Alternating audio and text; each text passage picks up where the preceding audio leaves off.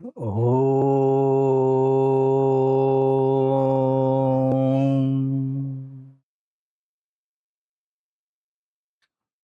ಓಂ ಸಹನಾವವತು ಸಹನೌ ಭುನಕ್ತು ಸಹ ವೀರ್ಯಂಕರವಾವಹೈ ತೇಜಸ್ವಿನಾವಧೀತಮಸ್ತು ಮಾ ವಿದ್ವಿಷಾವಹೈ. ಓಂ ಶಾಂತಿ ಶಾಂತಿ ಶಾಂತಿ. ಗುರುರ್ಬ್ರಹ್ಮ ಗುರುರ್ವಿಷ್ಣು ಗುರುರ್ದೇವೋ ಮಹೇಶ್ವರಃ ಗುರುರೇವ ಪರಂ ಬ್ರಹ್ಮ ತಸ್ಮೈ ಶ್ರೀ ಗುರವೇ ನಮಃ. ವಸುದೇವಸುತಂ ದೇವಂ ಕಂಸಚಾಣೂರಮರ್ದನಂ ದೇವಕೀ ಪರಮಾನಂದಂ ಕೃಷ್ಣಂ ವಂದೇ ಜಗದ್ಗುರುಂ. ಕೃಷ್ಣಂ ವಂದೇ ಜಗದ್ಗುರುಂ.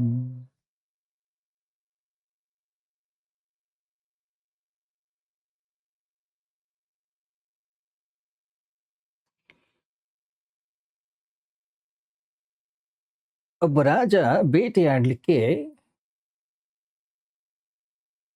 ಕಾಡಿಗೆ ಹೋಗಿದ್ದ. ಕಾಡಿನಲ್ಲಿ ದಾರಿ ತಪ್ಪಿ ರಾತ್ರಿಯಾಗಿ ತನ್ನ ಸಂಗಡಿಗರಿಂದಲೂ ಕೂಡ ಅವನು ದೂರವಾಗ್ಬಿಟ್ಟ. ಎಲ್ಲೋ ಸ್ವಲ್ಪ ಸ್ವಲ್ಪ ಬೆಳಕು ಕಾಣಿಸ್ತು. ಬೆಳಕಿದ್ದಲ್ಲಿ ಹೋದ. ಕಾಡಿನ ಮಧ್ಯದಲ್ಲಿ ಅದೊಂದು ಧರ್ಮಶಾಲೆ. ಅವತ್ತು ರಾತ್ರಿ ಅಲ್ಲೇ ತಂಗಿದ ಅವನು. ಬೆಳಗ್ಗೆ ಧರ್ಮಶಾಲೆಯ ಮಾಲೀಕನನ್ನ ಕೇಳಿದ, ಇಲ್ಲೇನಾದರೂ ಕುಡಿಲಿಕ್ಕೆ ಒಂದು ಸ್ವಲ್ಪ ಹಾಲು, ಏನಾದರೂ ಮೊಟ್ಟೆ ಏನಾದರೂ ಸಿಗುತ್ತೆ? ಮೊಟ್ಟೆಯೂ ಲಭ್ಯವಿತ್ತು, ಹಾಲು ಕೂಡ ಲಭ್ಯವಿತ್ತು. ಮೊಟ್ಟೆನ ತಿಂದ ಅವನು, ಹಾಲನ್ನು ಕೂಡ ಕುಡಿದ. ಸಹಜವಾಗಿ ರಾಜ ಆ ಧರ್ಮಶಾಲೆಯ ಮಾಲೀಕನನ್ನ ಕೇಳ್ತಾನೆ, ಇದರ ಬೆಲೆ ಎಷ್ಟು? ಆ ವೃದ್ಧ ಅಂದ, ಒಂದು ಮೊಟ್ಟೆಗೆ 100 ರೂಪಾಯಿ. ಆಶ್ಚರ್ಯ ಆಯ್ತು ಅವನಿಗೆ. ಒಂದು ಮೊಟ್ಟೆಗೆ 100 ರೂಪಾಯಿ? ಇಷ್ಟೊಂದು ದುಬಾರಿ? ನನ್ನ ಜೀವನದಲ್ಲಿ ಎಷ್ಟೊಂದು ದುಬಾರಿ ವಸ್ತುಗಳನ್ನು ನಾನು ತಿಂದಿಲ್ಲ, ಖರೀದಿ ಮಾಡಿಲ್ಲ. 2 ಮೊಟ್ಟೆಗಳ ಬೆಲೆ 200 ರೂಪಾಯಿ. ನನಗೆ ಊಹಿಸ್ಲಿಕ್ಕಾಗೋದಿಲ್ಲ. ರಾಜ ಆ ಮಾಲೀಕನನ್ನ ಕೇಳ್ತಾನೆ, ಯಾಕೆ? ಇಲ್ಲಿ ಮೊಟ್ಟೆಗಳು ಬಹಳ ಅಪರೂಪವೇ? ಇಲ್ಲಿ ಮೊಟ್ಟೆಗಳು ಅಷ್ಟು ಸುಲಭವಾಗಿ ಸಿಗೋದಿಲ್ವೇ? ಇಲ್ಲಿ ಮೊಟ್ಟೆಗಳ ಉಪಲಬ್ಧಿ ಬಹಳ ಕಷ್ಟವೇ? ಯಾಕೆ ಇಷ್ಟೊಂದು ಹಣ ಇದೆ? ಆ ವೃದ್ಧ ಅಂದ, ಮಹಾರಾಜ್, ಇಲ್ಲಿ ಮೊಟ್ಟೆಗಳು ಬೇಕಾದಷ್ಟು ಸಿಗ್ತವೆ. ಮೊಟ್ಟೆಗಳು ಅಪರೂಪವಾಗಿ ಸಿಗೋದಂತ ಏನಿಲ್ಲ. ಇಲ್ಲಿ ರೇರ್ ಅಂತೇನಿಲ್ಲ, ಮೊಟ್ಟೆಗಳು ಬೇಕಾದಷ್ಟು ಸಿಗ್ತವೆ. ಆದರೆ ರಾಜರು ತುಂಬ ಕಮ್ಮಿ, ಬಹಳ ಅಪರೂಪವಾಗಿ ಸಿಗ್ತಾರೆ ರಾಜರು. ಅದರಿಂದ ರಾಜರಿಗೆ ಮಾತ್ರ ಈ ಮೊಟ್ಟೆಯ ಬೆಲೆ 100 ರೂಪಾಯಿ. ಉಳಿದವರಿಗೆ ಸಾಮಾನ್ಯ ಬೆಲೆ. ರಾಜರು ಬಹಳ ವಿಶೇಷ ಅಲ್ವಾ? ರಾಜನಿಗೆ ಬಹಳ ಖುಷಿ ಆಯಿತು. ಸೀದಾ ತೆಗೆದ ಹಣ ಕೊಟ್ಟ, ಹೊರಟೋದ.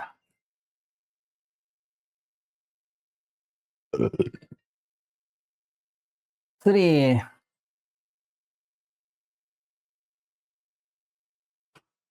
ವೃದ್ಧನ ಹೆಂಡತಿ ಕೇಳಿದ್ಲು, ಒಂದು ಮೊಟ್ಟೆಗೆ 100 ರೂಪಾಯಿ, ಸ್ವಲ್ಪ ಜಾಸ್ತಿ ಆಗಲಿಲ್ವಾ? ಸ್ವಲ್ಪ ಅತಿ ಆಯ್ತು ನಿಮ್ದು. ಏನಿದ್ರ ರಹಸ್ಯ? ಯಾಕೆ ಹೀಗೆ ಮಾಡಿದೆ ನೀನು? ರಾಜ ಬರೋದೇ ಅಪರೂಪ, ಅಂಥವನ ಹತ್ರ ಈ ರೀತಿಯಲ್ಲಿ ಹಣ ಕಿತ್ಕೊಂಡ್ಬಿಟ್ಟಿಯಲ್ಲ ನೀನು. ಆ ವೃದ್ಧ ಹೇಳ್ದ, ನೋಡು, ನನಗೆ ಮನುಷ್ಯನ ದೌರ್ಬಲ್ಯ ಗೊತ್ತು. ಆ ದೌರ್ಬಲ್ಯವನ್ನು ನಾನು ಉಪಯೋಗಿಸ್ಕೊಂಡಿದ್ದೀನಿ ಅಷ್ಟೆ. ಮನುಷ್ಯನ ದೌರ್ಬಲ್ಯ? ಏನು ಮನುಷ್ಯನ ದೌರ್ಬಲ್ಯ? ನಿನಗೊಂದು ಘಟನೆಯನ್ನು ಹೇಳ್ತೀನಿ ನಾನು, ನಿನಗೆ ಗೊತ್ತಾಗುತ್ತೆ ಮನುಷ್ಯನ ದೌರ್ಬಲ್ಯ ಏನು ಅನ್ನೋದು. ನಿಂಗೆ ಅರ್ಥ ಆಗುತ್ತೆ. ನಾನು ಯುವಕನಾಗಿದ್ದಾಗ ಒಬ್ಬ ದೊಡ್ಡ ಚಕ್ರವರ್ತಿಯ ಆಸ್ಥಾನಕ್ಕೆ ನಾನು ಹೋಗಿದ್ದೆ. 5 ರೂಪಾಯಿಗೆ ಒಂದು ಅತ್ಯಂತ ಅಗ್ಗದ ಒಂದು ಪೇಟ ಪಗಡಿಯನ್ನು ನಾನು ಖರೀದಿ ಮಾಡಿದ್ದೆ. ಅದಕ್ಕೆ ತುಂಬ ಚಂದದ ಬಣ್ಣ ಹಚ್ಚಿದ್ದೆ. ಅತ್ಯಂತ ಚೀಪಾಗಿ, ಅತ್ಯಂತ ಕನಿಷ್ಠ ಬೆಲೆಯ ಮುತ್ತು ರತ್ನಗಳನ್ನು ಜೋಡಿಸಿದ್ದೆ. ಆದರೆ ತುಂಬ ಹೊಳಿತಾ ಇತ್ತು. ಆ ಪೇಟವನ್ನು ಹಾಕ್ಕೊಂಡು ನಾನು ಆಸ್ಥಾನಕ್ಕೆ ಹೋದೆ. ಆ ದೇಶಕ್ಕೆ ನಾನು ಅಪರಿಚಿತನಾಗಿದ್ದೆ. ಆ ಸ್ಥಾನದಲ್ಲಿ ನನ್ನ ಪೇಟವನ್ನು ನೋಡಿದ ತಕ್ಷಣನೇ ರಾಜ ಅವನು ಕೂಡ ಪೇಟವನ್ನು ಧರಿಸ್ಕೊಂಡಿದ್ದ. ನನ್ನ ಪೇಟವನ್ನು ನೋಡಿ ಕೇಳಿದ, "ಈ ಪೇಟದ ಬೆಲೆ ಎಷ್ಟು?" ಹೇಳಿದೆ, "1,000 ಚಿನ್ನದ ನಾಣ್ಯಗಳು." ರಾಜ ಹೇಳ್ದ, "ಏನ್ ಮಾತಾಡ್ತಾ ಇದ್ದೀಯ? 1,000 ಚಿನ್ನದ ನಾಣ್ಯಗಳು?"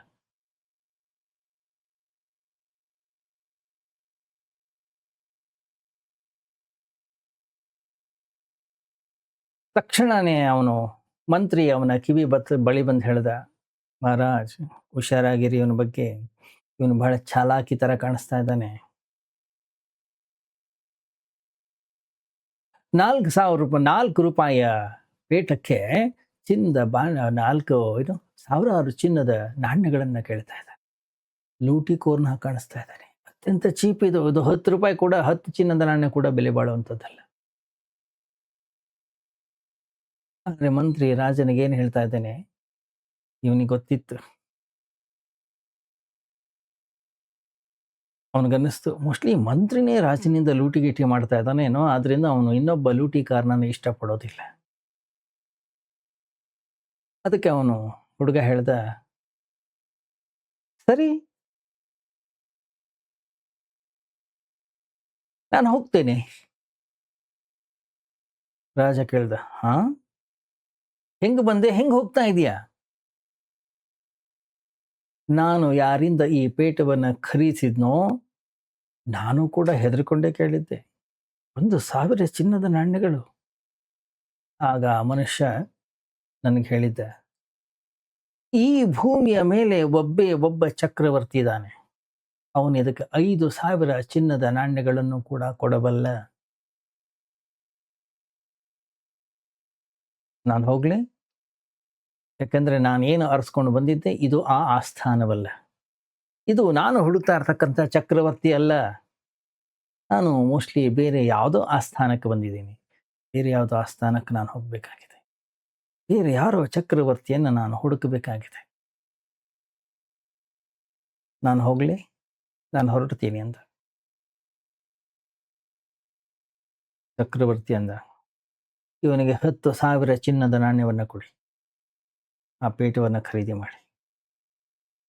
10,000 ಚಿನ್ನದ ನಾಣ್ಯಗಳಿಗೆ ನನ್ನ ಪೇಟ ಮಾರಾಟ ಆಯಿತು. ಮಂತ್ರಿಗೆ ಆಶ್ಚರ್ಯ. ಆ ಸ್ಥಾನದಿಂದ ನಾನು ಆ ಹಣವನ್ನು ತೆಗೆದುಕೊಂಡು ಹೊರಗೆ ಬರ್ತಾ ಇದ್ದಾಗ ಮಂತ್ರಿ ನನ್ನನ್ನು ಕೇಳ್ತಾನೆ, "ಹೇ ನನ್ನ ಸ್ನೇಹಿತನೇ, ನನಗೂ ಸ್ವಲ್ಪ ತಿಳಿಸು, ಇದರ ರಹಸ್ಯ ಏನು?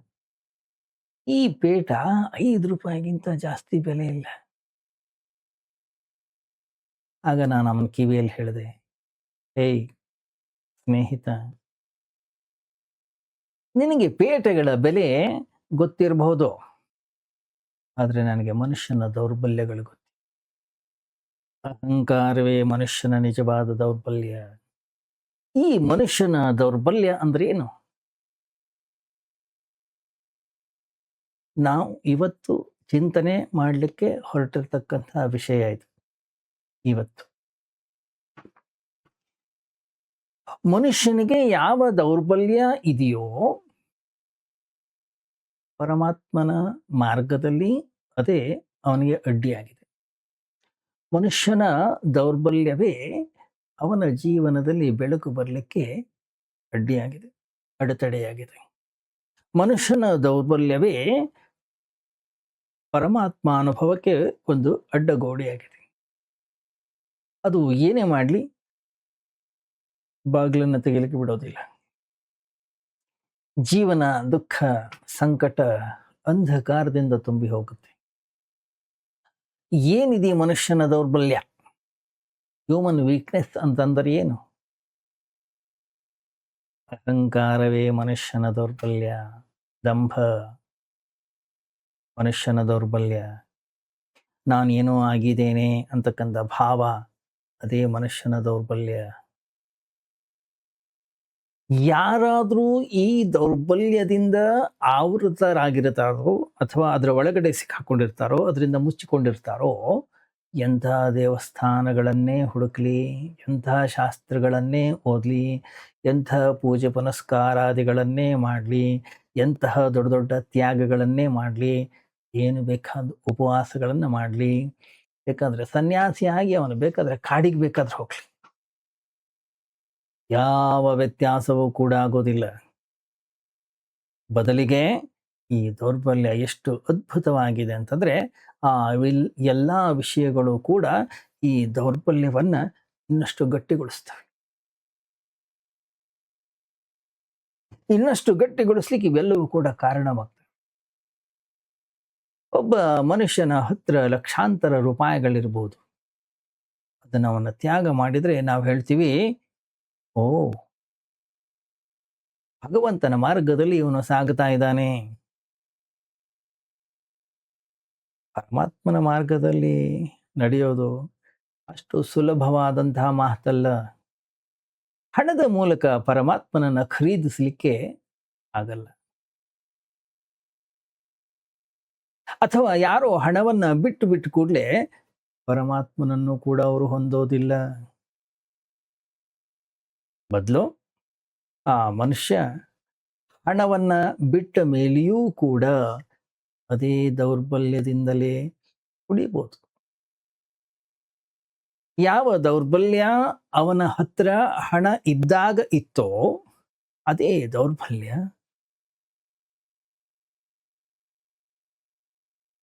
ಸನ್ಯಾಸಿ ಆದ್ಮೇಲೆ ಕೂಡ ಇರ್ಬೋದು. ಎಷ್ಟೋ ಜನನ ನಾವು ನೋಡ್ತೀವಿ, ಹೇಳ್ತಾರೆ, ಸ್ವಾಮೀಜಿ, ನಾವು ಈ ಮಾರ್ಗಕ್ಕೆ ಬರುವಾಗ ಎಷ್ಟೆಷ್ಟು ಲಕ್ಷವನ್ನ ಬಿಟ್ಟು ಬಂದಿದ್ದೇನೆ. ನಾನು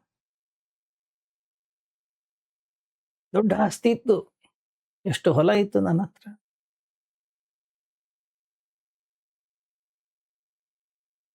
ಒಂದ್ಸರಿ, 2 ಸರಿ, 3 ಸರಿ ಪದೇ ಹೇಳ್ತಾನೆ ಇದ್ರು ಒಬ್ರು ಸನ್ಯಾಸಿ, ನಮ್ಮ ಮಿತ್ರರು.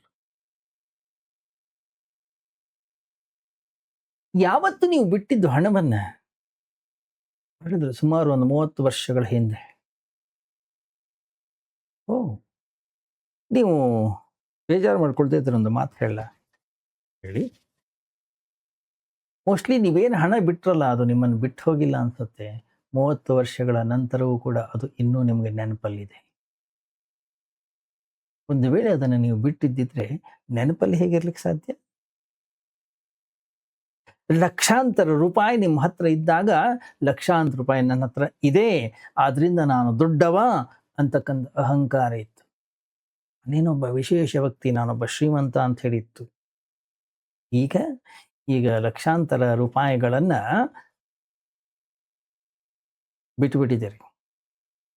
ಅವತ್ತಿಂದ ನಾನು ಲಕ್ಷಾಂತರ ರೂಪಾಯಿಗಳನ್ನ ಬಿಟ್ಟಿದ್ದೇನೆ, ಆದ್ರಿಂದ ನಾನೊಬ್ಬ ಮಹಾನ್ ವ್ಯಕ್ತಿ ಅಂತಕ್ಕಂಥ ಕಲ್ಪನೆ ಇದೆ. ಗಮನಿಸಿ, ಲಕ್ಷಾಂತರ ರೂಪಾಯಿಗಳನ್ನು ನಾನು ತ್ಯಾಗ ಮಾಡಿದ್ದೇನೆ. ಹಣ ಇದ್ದದ್ದರಿಂದ ಏನು ಬರ್ತಾ ಇತ್ತು ಅಹಂಕಾರ, ಈಗ ಹಣ ತ್ಯಾಗ ಮಾಡೋದ್ರಿಂದಲೂ ಅದೇ ಅಹಂಕಾರವೇ ಉಳ್ಕೊಂಡಿದೆ ಅಂತಃಕರಣದ ಒಳಗಡೆಗೆ. ದೌರ್ಬಲ್ಯ ಅನ್ನೋದು ಇಲ್ಲೇ ಇದೆ, ವಿಷಯ ಇಲ್ಲೇ ಸಿಕ್ಕಾಕೊಂಡಿದ್ದೀವಿ ನಾವು. ಯಾವುದೇ ವ್ಯತ್ಯಾಸ ಅನ್ನೋದು ಕಂಡು ಬಂದಿಲ್ಲ. ಹಣ ಇದ್ದವನಿಗೂ ಅಹಂಕಾರ ಅನ್ನೋದು ಇರುತ್ತೆ, ಹಣವನ್ನು ತ್ಯಾಗ ಮಾಡದವನಲ್ಲೂ ಕೂಡ ಅಹಂಕಾರ ಅನ್ನೋದು ಇರುತ್ತೆ. ಒಳ್ಳೆಯ ಬಟ್ಟೆ ಧರಿಸುವವನಿಗೂ ಕೂಡ ಅಹಂಕಾರ ಇರುತ್ತೆ.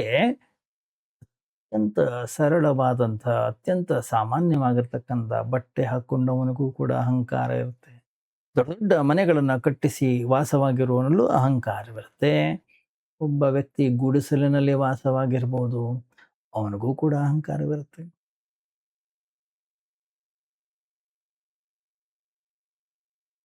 ಅಹಂಕಾರಕ್ಕೆ ತುಂಬಾ ಅತ್ಯಂತ ಸೂಕ್ಷ್ಮವಾದಂತಹ ದಾರಿಗಳಿವೆ.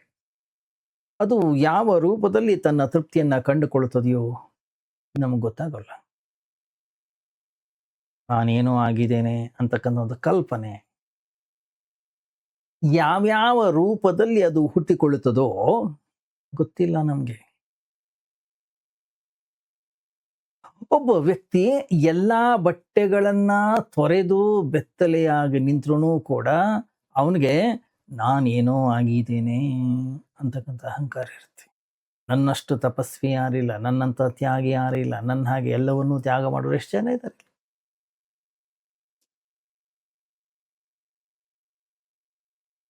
ಗಮನಿಸಿ, ಬಟ್ಟೆಯನ್ನು ಹಾಕ್ಕೊಂಡಾಗ ನಾವು ಯಾರು, ಬಟ್ಟೆನ ತೆಗೆದು ಹಾಕಿದ್ರೆ ನಾವು ಯಾರು? ಬಟ್ಟೆಯನ್ನು ತೆಗೆದು ಹಾಕಿದವರೆಲ್ಲ ಮಹಾನ್ ವ್ಯಕ್ತಿಗಳಾದ್ರೆ ಪಶುಪಕ್ಷಿ ಪ್ರಾಣಿಗಳ ಗತಿ ಏನು?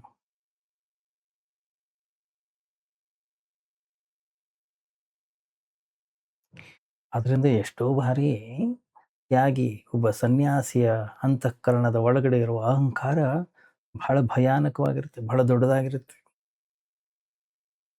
ಅಲ್ಲ?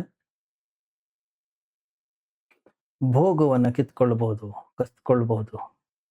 ತ್ಯಾಗವನ್ನ ಕಸ್ದುಕೊಳ್ಳೋದು ಬಹಳ ಕಷ್ಟ.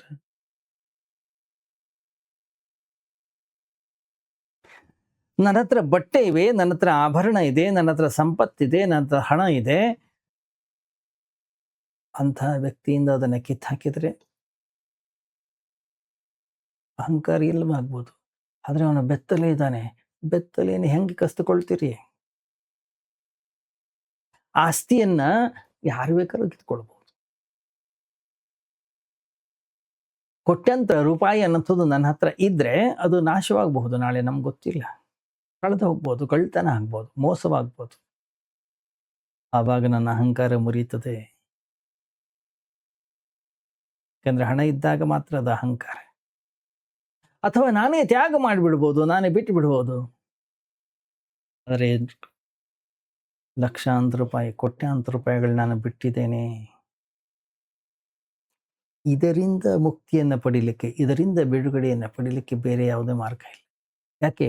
ಈ ಅಹಂಕಾರ ನಾನೇನೋ ಆಗಿದ್ದೇನೆ ಅಂತಕ್ಕಂಥ ಭಾವ ಮನುಷ್ಯನನ್ನ ಆವರಿಸಿಕೊಳ್ತಕ್ಕಂಥ ಅತ್ಯಂತ ದೊಡ್ಡದಾದಂಥ ಒಂದು ಭ್ರಮೆ. ಈ ಭ್ರಮೆ ಒಳಗಾಗಲು ಯಾವುದೇ ಸರಿಯಾದ ಕಾರಣ ಇಲ್ಲ, ಯಾವುದೇ ಆಧಾರ ಅನ್ನೋಂಥದ್ದು ಇಲ್ಲವೇ ಇಲ್ಲ.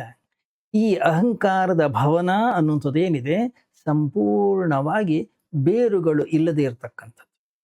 ಯಾಕಂದ್ರೆ ಇದಕ್ಕೆ ಯಾವುದೇ ರೀತಿಯ ಅಡಿಪಾಯವಿಲ್ಲ.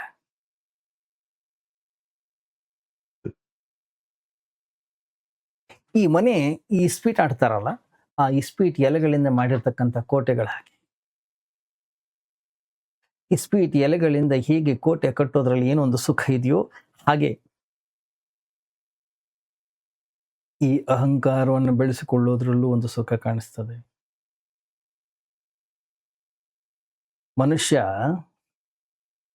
ತನ್ನ ಅಹಂಕಾರವನ್ನ ಯಾಕೆ ಬೆಳೆಸ್ಕೊಳ್ತಾನೆ ಹೇಳಿ? ಅವನ ಅಹಂಕಾರಕ್ಕೆ ಮೂಲ ಕಾರಣ ಏನು?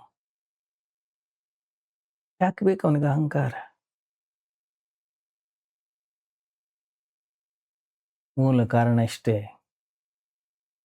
ಯಾರಿಗೂ ಕೂಡ ತಾವು ಯಾರು ಅನ್ನೋಂಥದ್ದು ಗೊತ್ತಿಲ್ಲ, ತಿಳುವಳಿಕೆ ಇಲ್ಲ.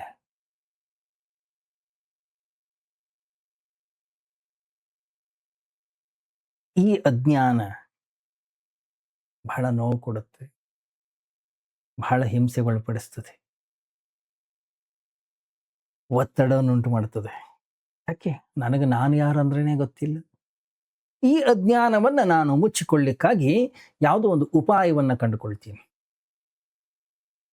ಹೇಳ್ಕೊಳ್ಳಿಕ್ಕೆ ಪ್ರಾರಂಭ ಮಾಡ್ತೀನಿ. ನಾನು ಏನಂತ ಹೇಳಿ, ನಾನು ಇಂಥವ, ನಾನು ವಿದ್ಯಾವಂತ, ನಾನು ಬುದ್ಧಿವಂತ, ನಾನು ಶ್ರೀಮಂತ, ನಾನು ಧನವಂತ, ನಾನು ತ್ಯಾಗಿ, ನಾನೊಬ್ಬ ಜ್ಞಾನಿ, ನಾನು ಅದು, ನಾನು ಇದು, ನಾನೊಬ್ಬ ಅಧಿಕಾರಿ.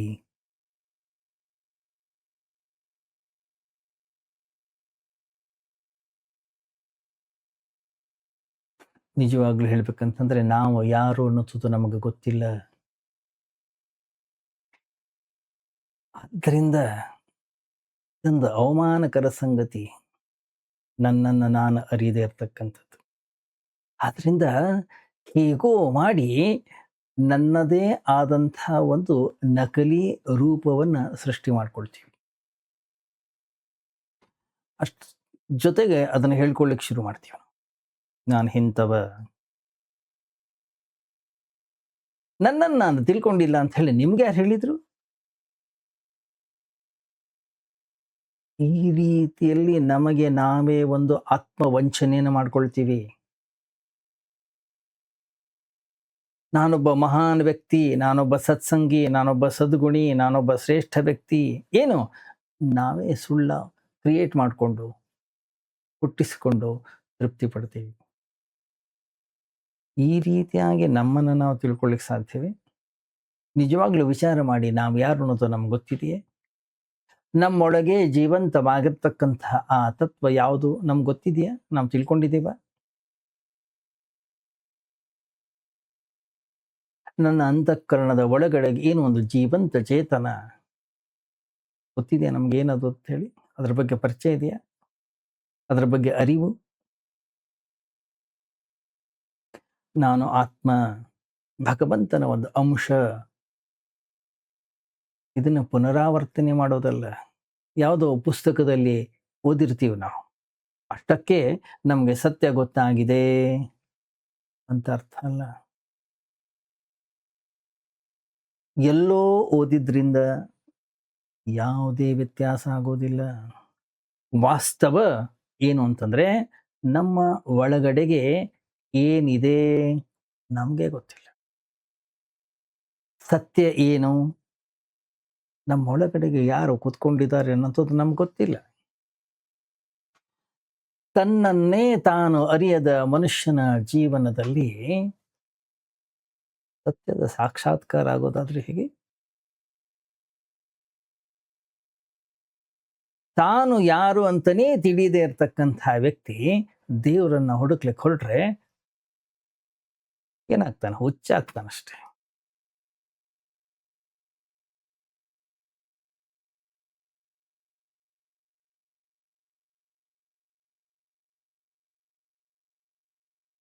ಒಬ್ಬ ವೃದ್ಧ ಇನ್ನೊಬ್ಬ ರಾಜ,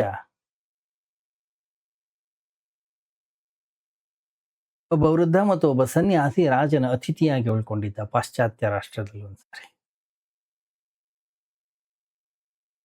ಆ ರಾಜನ ಒಂದು ಅಭ್ಯಾಸ ಇತ್ತು, ತನ್ನ ಅರಮನೆಯಲ್ಲಿ ಯಾರೇ ಬಂದು ಉಳ್ಕೊಳ್ಳಿ ಅವರನ್ನ ಜ್ಞಾನಿ ಅಂತ ತಿಳ್ಕೊಂಡು ಅವರನ್ನ ಪ್ರಶ್ನೆ ಮಾಡ್ತಿದ್ದ ರಾಜ.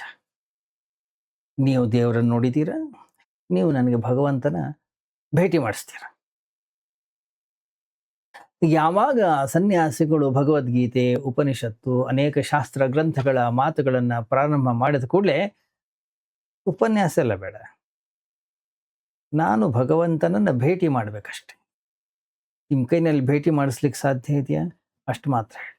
ಹೌದು, ಇಲ್ಲ, ಇಷ್ಟೇ ನೇರವಾದಂಥ ಉತ್ತರ. ನಿಮ್ಮ ಸುತ್ತು ಬಳಸಿ ಇನ್ನೇನೋ ಮತ್ತೇನೆಲ್ಲ ಮಾತಾಡುವ ಅವಶ್ಯಕತೆ ಇಲ್ಲ. ಯಾರು ಹೇಳಿ ಹೌದು ಇಲ್ಲ ಅಂತ ಹೇಳಿ ಪ್ರಶ್ನೆಯನ್ನು ಉತ್ತರವನ್ನು ಕೊಡ್ಲಿಕ್ಕೆ ಸಾಧ್ಯ? ಹೀಗಾಗಿ ಪ್ರತಿ ಸಾರಿಯೂ ಕೂಡ ರಾಜನಿಗೆ ಗೆಲುವಾಗ್ತಿತ್ತು, ಸನ್ಯಾಸಿಗಳು ಸೋತು ಮೌನವಾಗ್ತಿತ್ತು. ಹಾಗೆ ಈ ಸನ್ಯಾಸಿ ಕೂಡ ರಾಜನ ಆಸ್ಥಾನಕ್ಕೆ ಹೋದ, ಅಲ್ಲಿ ಅತಿಥಿಯಾಗಿ ಉಳ್ಕೊಂಡ. ರಾಜ ಬೆಳಿಗ್ಗೆನೆ ಅವನ ಬಳಿ ಬಂದು ಯಥಾ ಪ್ರಕಾರ ಎಲ್ಲರಿಗೂ ಕೇಳೋ ಹಾಗೆ ಕೇಳ್ದ, ನನ್ನದೊಂದು ಪ್ರಶ್ನೆ ಇದೆ, ಕೇವಲ ಒಂದೇ ಪ್ರಶ್ನೆ, ಎರಡನೇ ಪ್ರಶ್ನೆ ಇಲ್ಲ. ಈ ಪ್ರಶ್ನೆಯನ್ನ ನಾನು ನೂರಾರು ಜನರು ಕೇಳಿದ್ದೀನಿ, ಇವತ್ತಿನವರೆಗೂ ಕೂಡ ಯಾರಿಗೂ ಇದಕ್ಕೆ ಉತ್ತರವನ್ನು ಕೊಡ್ಲಿಕ್ಕೆ ಸಾಧ್ಯವಾಗಿಲ್ಲ. ಇದನ್ನು ಮೊದಲೇ ನಿಮಗೆ ಸ್ಪಷ್ಟಪಡಿಸ್ತಾ ಇದ್ದೀನಿ, ನಾನು ನಿಮಗೆ ತಿಳಿಯ ಬಯಸ್ತೀನಿ. ಹಾಗೆ ನನಗೆ ಯಾವುದೇ ವಾದ ವಿವಾದಗಳು ಬೇಕಾಗಿಲ್ಲ, ನನಗೆ ನಿಖರವಾದಂತಹ ಸ್ಪಷ್ಟವಾದಂತಹ ಉತ್ತರ ಬೇಕು. ಸನ್ಯಾಸಿ ಕೇಳ್ದ, ಮೊದಲು ಪ್ರಶ್ನೆ ಕೇಳಿ. ರಾಜ ಹೇಳ್ದ, ದೇವರನ್ನ ಭೇಟಿ ಮಾಡಬೇಕಾಗಿದೆ, ನೀವು ಭೇಟಿ ಮಾಡಿಸ್ಬಲ್ರಾ? ನೇರವಾದಂಥ ಉತ್ತರ ಕೊಡಿ. ಸಿದ್ಧಾಂತಗಳ ಮಾತುಗಳು ಬೇಡ, ಶಾಸ್ತ್ರದ ಮಾತುಗಳು ಬೇಡ. ಇತರ ಸನ್ಯಾಸಿಗಳ ಹಾಗೆ ನೀನು ಕೂಡ ಏನೇನೆಲ್ಲ ಹೇಳೋದು ಬೇಡ. ರಾಜ ತಿಳ್ಕೊಂಡಿದ್ದ ಇವನು ಕೂಡ ನಿರುತ್ತರನಾಗ್ತಾನೆ. ಆದ್ರೆ ಆ ಸನ್ಯಾಸಿ ಬಹಳ ವಿಚಿತ್ರವಾಗಿದ್ದ. ಅವನು ಹೇಳ್ದ, ಹೇ ಮಿತ್ರ, ಈಗಲೇ ಭೇಟಿ ಮಾಡ್ಬೇಕಾ ಅಥವಾ ಸ್ವಲ್ಪ ಟೈಮ್ ವೆಯ್ಟ್ ಮಾಡ್ತೀರಾ? ರಾಜ ಗಾಬರಿ ಆದ. ಯಾಕೆ? ಎಲ್ಲಾ ಸನ್ಯಾಸಿಗಳು ಕೊಟ್ಟ ಉತ್ತರವನ್ನು ಇವನು ಕೂಡ ಕೊಡ್ತಾನೆ ಅನ್ಕೊಂಡಿದ್ದ. ಈ ಉತ್ತರವನ್ನ ರಾಜ ನಿರೀಕ್ಷೆ ಮಾಡಿರಲಿಲ್ಲ. ಸನ್ಯಾಸಿಗೆ ಪ್ರಶ್ನೆ ಸರಿಯಾಗಿ ಅರ್ಥ ಆಗಿಲ್ವೇನೋ, ಯಾರೋ ಈಶ್ವರ ಅಂತಕ್ಕಂಥ ಹೆಸರಿನ ಸಾಮಾನ್ಯ ಮನುಷ್ಯನ ಬಗ್ಗೆ ನಾನು ಮಾತಾಡ್ತಾ ಇದ್ದೀನಿ ಅಂತ ಅನ್ಕೊಂಡ್ಬಿಟ್ಟಿದ್ದಾನೋ ಏನೋ.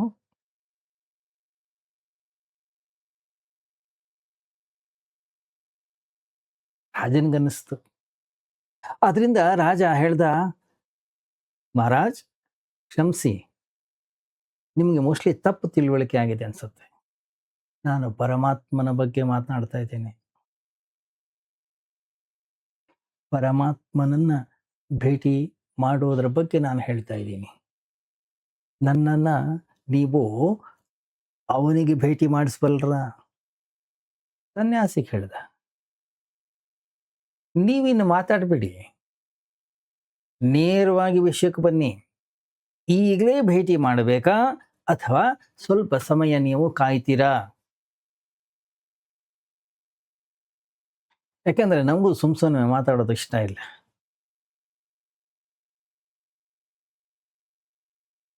ಸುಮ್ಮನೆ ಏನೇನೋ ಹಾಳು ಹರಟೆ ನನಗೆ ಇಷ್ಟ ಆಗೋದಿಲ್ಲ.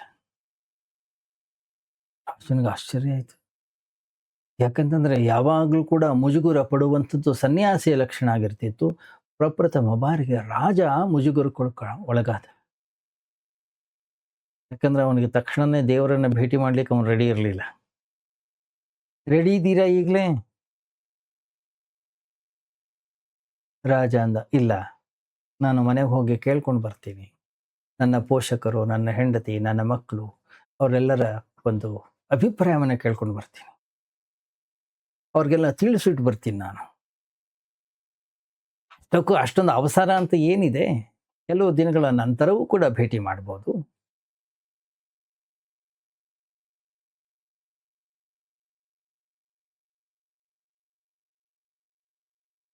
ಯಾವಾಗಲೂ ಕೂಡ ಸನ್ಯಾಸಿಯನ್ನ ಸಂಕಟಕ್ಕೀಡು ಮಾಡ್ತಾ ಇದ್ದಂತಹ ರಾಜ ಪ್ರಪ್ರಥಮ ಬಾರಿಗೆ ರಾಜನೇ ಇಕ್ಕಟ್ಟಿಗೆ ಸಿಲುಕಿಕೊಂಡ. ಆ ಇಕ್ಕಟ್ಟು ಇವತ್ತು ಅವನ ಮೇಲೆ ಬಿದ್ದಿತ್ತು. ಇದು ಒಂಥರ ಮಸೀದಿನೇ ಮುಲ್ಲಾನ್ ಮೇಲೆ ಬಿದ್ದ ಹಾಗೆ, ಪೂಜಾರಿಯ ಮೇಲೆ ದೇವಸ್ಥಾನ ಬಿದ್ದ ಹಾಗೆ. ನಿಮ್ಮ ಮಾತಿನ ಅರ್ಥ ಏನು? ರಾಜ ಕೇಳಿದ. ಅರ್ಥ ಸ್ಪಷ್ಟ ಆಗಿದೆ, ಸುಮ್ಮನೆ ಏಕೆ ಮಾತಾಡ್ತೀರಿ ನೀವು? ನಿಮಗೆ ದೇವರನ್ನ ಭೇಟಿ ಮಾಡಬೇಕಾಗಿದೆ ಅಲ್ವೇ? ರಾಜ ಅಂದ, ಹೌದು, ಖಂಡಿತ ಭೇಟಿ ಮಾಡಬೇಕಾಗಿದೆ. ಆದರೆ ರಾಜ ಹೆದರಿದ್ದ. ಯಾಕೆ? ದೇವರನ್ನ ಭೇಟಿ ಮಾಡಲಿಕ್ಕೆ ಯಾರಾದರೂ ಹೆದರ್ತಾರಿಯೇ? ದೇವಸ್ಥಾನದ ಮುಂದೆ ತನ್ನನ್ನ ತಾನು ನಿಲ್ಲಿಸಿಕೊಳ್ಳುವ ಸಾಮರ್ಥ್ಯ ಬರೋದು ಯಾವಾಗ ನೀವು ನಿಮ್ಮ ಪ್ರತಿ ಪ್ರಾಮಾಣಿಕವಾಗಿರ್ತೀರೋ ಆವಾಗ ಮಾತ್ರ. ನಮಗೆ ನಾವೇ ಪ್ರಾಮಾಣಿಕವಾಗಿದ್ದಾಗ ಮಾತ್ರ ಭಗವಂತನ ಮುಂದೆ ನಿಂತ್ಕೊಳ್ಳಿಕ್ಕೆ ಸಾಧ್ಯ. ನನ್ನಂಥ ಸಾಮಾನ್ಯ ಮನುಷ್ಯ ಭಗವಂತನ ಮುಂದೆ ನಿಂತರೆ ಏನಾಗ್ತದೆ? ಯಾಕೆ ಆ ಭಯ? ಇಷ್ಟು ದಿವಸ ದೀನನಾಗಿದ್ದೇನೆ, ಈ ಮುಖವನ್ನು ಹೊತ್ತು ದೇವ್ರ ಮುಂದೆ ಹೇಗೆ ಹೋಗ್ಲಿ? ಅವನ ಜ್ಞಾನದ ಕಿರಣಗಳು ನನ್ನನ್ನು ಸೀಳಿ ಹೋಗ್ತವೆ. ನನ್ನಲ್ಲಿರ್ತಕ್ಕಂಥ ಎಲ್ಲ ಅವಿಕಾರ ಕುರೂಪಗಳು ಹೊರಗೆ ಬರ್ಲಿಕ್ಕೆ ಶುರು ಆಗ್ತವೆ ಭಗವಂತನ ಮುಂದೆ. ನಾನು ಅವನ ಮುಂದೆ ನಿಲ್ಲಲಿಕ್ಕೆ ಯೋಗ್ಯನೇ? ಯಾಕೆಂದ್ರೆ ಸೂರ್ಯನನ್ನು ನೋಡ್ಲಿಕ್ಕೆ ಕಣ್ಣುಗಳು ಬಹಳ ಬಲಿಷ್ಠವಾಗಿರ್ಬೇಕು, ಇಲ್ದ್ರೆ ಕಣ್ಣು ಕುರುಡಾಗ್ಬಿಡ್ತವೆ. ಆದ್ರಿಂದ ಪರಮಾತ್ಮನ ಮುಂದೆ ನಿಲ್ಲಲು ಒಂದು ಆತ್ಮಬಲ ಬೇಕು. ಆ ಆತ್ಮಬಲ ಅನ್ನೋದು ಇಲ್ಲ ಅಂತಂದ್ರೆ ಅಂಧತ್ವ ಆವರಿಸ್ತದೆ, ಕುರುಡಾಗುತ್ತಾನ ಅವನು. ರಾಜ ಗಾಬರಿಯಾಗಿದ್ದ. ಸ್ವತಃ ತಾನೇ ಪ್ರಶ್ನೆಯನ್ನು ಕೇಳಿದ್ರಿಂದ ಅವನಿಗೆ ಬೇರೆ ವಿಧಿ ಇರಲಿಲ್ಲ. ಅವನು ಹೇಳ್ದ, ಹೌದು, ನೀವು ಹೇಳೋದಾದ್ರೆ ಈಗಲೇ ಭೇಟಿ ಮಾಡಿಸಿ. ಆದರೆ ರಾಜ ಹೆದರಿದ್ದ, ನಿಶ್ಶಕ್ತನಾಗಿದ್ದ. ಈ ಮನುಷ್ಯ ಏನೋ ಅನಾಹುತ ಮಾಡೋ ಕಾಣಿಸ್ತಾ ಇದ್ದಾನೆ ಅಂತ ಅವನಿಗೆ ಅನ್ನಿಸ್ತು.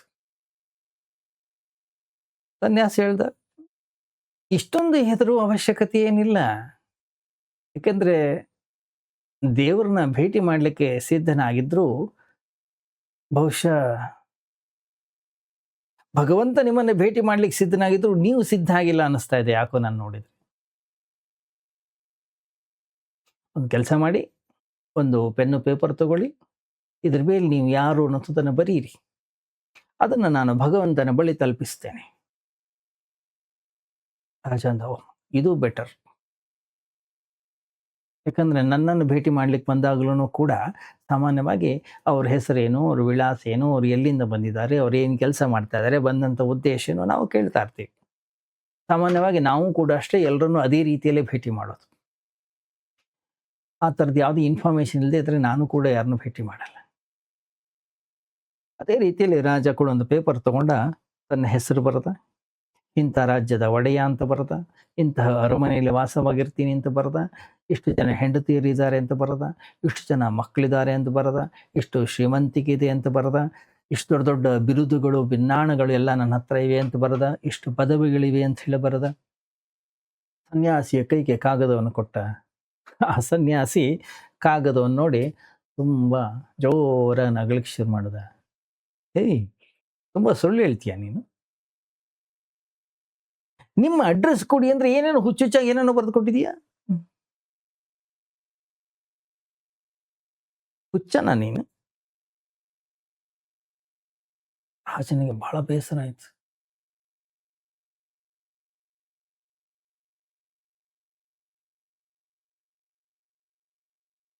ಈಗಲೇ ಭೇಟಿ ಮಾಡ್ತೀರಾ ಅಥವಾ ಸ್ವಲ್ಪ ಹೊತ್ತಾದ್ಮೇಲೆ ಭೇಟಿ ಮಾಡ್ತೀರಾ ಅಂದಾಗ್ಲೇ ರಾಜಿಗೆ ಅವಮಾನ ಆಗಿತ್ತು. ಅಷ್ಟು ಮಾತ್ರ ಅವನ ಮೇಲೆ ಅನುಮಾನ ಕೂಡ ಶುರು ಆಗಿತ್ತು. ಇದೇ ನನ್ನ ವಿಳಾಸ, ಇದೇ ನನ್ನ ಡ್ರೆಸ್ಸು, ಇಲ್ಲೇ ನನ್ನ ಅರಮನೆ ಇದೆ, ಇಲ್ಲೇ ನಾನು ವಾಸವಾಗಿರೋದು, ಈ ನಗರದ ರಾಜ ನಾನು, ನಿಂಗೆ ಗೊತ್ತಿಲ್ವಾ? ನನ್ನದೇ ಅರಮನೆ ಒಳಗಡೆಗೆ ನೀನು ಉಳ್ಕೊಂಡಿದೀಯಾ? ನಾನು ಸುಳ್ಳು ಹೇಳ್ತೀನ? ನಾನು ರಾಜ. ಇಡೀ ನಗರದ ಜನರೇ ಅದಕ್ಕೆ ಸಾಕ್ಷಿಯಾಗಿದ್ದಾರೆ. ಬೇಕಾದ್ರೆ ಅವ್ರನ್ನ ನಿಲ್ಲಿಸಬಲ್ಲೆ ನನ್ನ ಸಾಕ್ಷಿಯಾಗಿ. ಸನ್ಯಾಸಿ ಹೇಳ್ತಾನೆ, ಅದರಿಂದ ಏನು ವ್ಯತ್ಯಾಸ ಆಗುತ್ತೆ?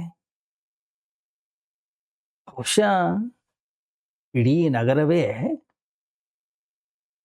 ಸುಳ್ಳುಗಾರರ ನಗರ ಆಗಿರ್ಬೋದು, ಮತ್ತು ನೀವು ಅವರೆಲ್ಲರಿಗಿಂತಲೂ ದೊಡ್ಡ ಸುಳ್ಳು ಹೇಳೋರಾಗಿರ್ಬೋದು.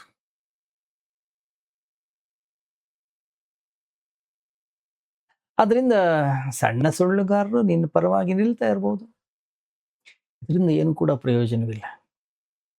ಇಲ್ಲಿ ಯಾರ ಸಾಕ್ಷ್ಯ ಅಗತ್ಯವೂ ಕೂಡ ಇಲ್ಲ. ನಾನು ನಿಮ್ಮನ್ನ ಕೇಳ್ತಾ ಇರೋದು ಇಷ್ಟೇ. ನೀನು ಇವತ್ತು ರಾಜ ಆಗಿದೀಯಾ? ನಾಳೆ ಒಂದು ವೇಳೆ ನೀನು ರಾಜನಾಗಿ ಉಳಿದೇ ಇದ್ರೆ, ಒಂದು ವೇಳೆ ನಾಳೆ ನೀನು ಭಿಕ್ಷುಕನಾದ್ರೆ, ನಿನ್ನ ಒಳಗಡೆ ಏನಿದೆ ಅದು ಏನಾದರೂ ಬದಲಾಗ್ತದೆಯೇ? ಅಥವಾ ನೀನು ನೀನಾಗಿಯೇ ಇರ್ತೀಯ? ರಾಜ ಅಂದ, ಅದರಿಂದ ಏನು ವ್ಯತ್ಯಾಸ ಆಗುತ್ತೆ? ನನ್ನ ರಾಜ್ಯ ಹೋದ್ರೂ, ನಾನು ಭಿಕ್ಷುಕನಾದ್ರೂ ನಾನು ನಾನಾಗೇ ಇರ್ತೇನೆ. ರಾಜ್ಯ ಇರ್ಲಿಕ್ಕಿಲ್ಲ, ಆಸ್ತಿ ಇರ್ಲಿಕ್ಕಿಲ್ಲ, ನಾನು ಮಾತ್ರ ನಾನೇ ಆಗಿರ್ತೀನಿ. ಸನ್ಯಾಸಿ ಹೇಳ್ದ, ಹಾಗಾದ್ರೆ ಒಂದು ವಿಷಯ ಸ್ಪಷ್ಟ ಆಯ್ತು. ರಾಜನಾಗಿರೋದ್ರಿಂದ ನಿನ್ನ ಅನಿವಾರ್ಯ ಅಥವಾ ನಿನ್ನ ನಿಜವಾದ ಗುರುತು ಏನು, ನಾವು ಐಡೆಂಟಿಟಿ ಅಂತ ಹೇಳಿ ಕರಿತೀವಿ, ಎಸೆನ್ಷಿಯಲ್ ಐಡೆಂಟಿಟಿ ಅಲ್ಲ. ನೀನು ರಾಜನಾಗದೇ ಇದ್ರೂ ಕೂಡ ನೀನು ಜೀವಂತವಾಗಿರ್ತೀಯ. ನೀನು ಬದಲಾಗೋದಿಲ್ಲ. ಅದರಿಂದ ನೀನು ರಾಜನಾಗಿರೋದಕ್ಕಿಂತಲೂ ಮಿಗಿಲಾಗಿ ಇನ್ನೇನೋ ಆಗಿದೆಯಾ. ಆದರೆ ಕೇವಲ ರಾಜನಾಗಿರೋದ್ರಲ್ಲೇ ನಿನ್ನ ಅಂತ್ಯ ಆಗೋದಿಲ್ಲ. ಸನ್ಯಾಸಿ ಮತ್ತೆ ಹೇಳ್ತಾನೆ, ನಿನ್ನ ಈ ಹೆಸರನ್ನ ಬದಲಾಯಿಸಿ ಒಂದು ವೇಳೆ ಹೆಸರು ಬೇರೆ ಇಟ್ರೆ ನೀನು ಬದಲಾಗ್ತೀಯಾ? ರಾಜ ಹೇಳ್ತಾನೆ, ಹೆಸರು ಹೆಸರು ಚೇಂಜ್ ಆದ್ರೆ, ಹೆಸರು ಬದಲಾದ್ರೆ ಏನಾಗ್ತದೆ? ಹೆಸರು ಯಾವುದೇ ಇರಲಿ, ನಾನು ನಾನಾಗಿ ಇರ್ತೇನೆ. ಖಂಡಿತವಾಗಿಯೂ ಕೂಡ ಅತ್ಯಂತ ಪ್ರಭಾವಶಾಲಿಯಾಗಿರ್ತಕ್ಕಂಥ ಮಾತು. ಮಾರ್ಮಿಕವಾಗಿರ್ತಕ್ಕಂಥ ಈ ಕಥೆ ನಿಜವಾದ ಅಸ್ತಿತ್ವ ಅಹಂಕಾರದ ಮುಖವಾಡ. ಆ ಸನ್ಯಾಸಿ ಹೇಳ್ತಾನೆ, ಹಾಗಾದ್ರೆ ಇದು ಕೂಡ ಸ್ಪಷ್ಟ ಆಯ್ತು. ಹೆಸರೂ ಕೂಡ ನಿನ್ನ ಅಸ್ತಿತ್ವದ ಅನಿವಾರ್ಯ ಭಾಗ ಅಲ್ಲ, ಎಸೆನ್ಷಿಯಲ್ ಪಾರ್ಟ್ ಅಲ್ಲ ಇದು. ಮತ್ತೆ ಅದು ಕೂಡ ಹೊರಗಡೆದು, ಬಾಹ್ಯವಾಗಿರ್ತಕ್ಕಂಥದ್ದು. ಅದು ಅತ್ಯಂತ ಸಾರಭೂತವಲ್ಲ, ಅತ್ಯಗತ್ಯವೂ ಕೂಡ ಅಲ್ಲ. ಹೆಸರು ಬೇರೆ ಯಾವುದಾದ್ರೂ ಕೂಡ ಆಗಿರ್ಬೋದು. ಎ ಇರ್ಬೋದು, ಬಿ ಇರ್ಬೋದು, ಸಿ ಇರ್ಬೋದು, ರಾಮ ಇರ್ಬೋದು, ಕೃಷ್ಣ ಇರ್ಬೋದು, ತಿಮ್ಮ ಇರ್ಬೋದು. ಯಾವ ವ್ಯತ್ಯಾಸವೂ ಆಗೋದಿಲ್ಲ. ನಾನು ನಾನೇ ಆಗಿರ್ತೀನಿ. ಅದರಿಂದ ಹೆಸರು ಕೂಡ ನನ್ನ ನಿಜವಾದ ಗುರುತಲ್ಲ. ಹಾಗಾದ್ರೆ ನನ್ನ ನಿಜವಾದ ಗುರುತು ನಾನೇನು? ಮತ್ತೆ ಕೇಳ್ತಾ ಇದ್ದೀನಿ, ನೀನು ಯಾರು? ರಾಜ ಹೇಳ್ದ, ನಾನು ಸ್ವಲ್ಪ ಸಂಕಷ್ಟಕ್ಕೆ ಸಿಲುಕಾಕೊಂಡ್ನಲ್ಲ ಈಗ. ಖಂಡಿತವಾಗಿಯೂ ಕೂಡ ಈ ಎಲ್ಲ ವಿಷಯಗಳು ಬಾಹ್ಯ ವಿಷಯಗಳು. ಇವುಗಳಿಗಿಂತ ನಾನು ಬೇರೆ ಆಗಿದ್ದೀನಿ, ಭಿನ್ನವಾಗಿದ್ದೀನಿ. ಹಾಗಾದ್ರೆ ನಾನು ಯಾರು? ನನಗೆ ಇದ್ರ ಬಗ್ಗೆ ಏನೂ ಗೊತ್ತಿಲ್ಲ. ಸನ್ಯಾಸ ಹೇಳ್ತಾನೆ, ಹಾಗಾದ್ರೆ ಹೋಗು, ವಾಪಸ್ ಹೋಗು. ನೀನು ಯಾರು ಅಂತ ಹೇಳಿ ಮೊದಲು ನಿನಗೆ ತಿಳಿಯೋ ದಿನ ಮತ್ತೆ ಬಾ. ಅವತ್ತು ನಿನಗೆ ದೇವರ ದರ್ಶನವನ್ನು ನಾನು ಮಾಡಿಸ್ತೇನೆ. ಯಾಕಂತಂದ್ರೆ ಈಗ ಭಗವಂತನಿಗೆ ಹೋಗಿ ಏನು ಅಂತ ಹೇಳಿ, ಯಾರು ಬಂದಿದ್ದಾರೆ ಅಂತ ಹೇಳಿ, ನಾನು ಯಾರು ಭೇಟಿ ಮಾಡ್ಲಿಕ್ಕೆ ಬಂದಿದ್ದಾರೆ ಅಂತ ಹೇಳಿ, ನಾನು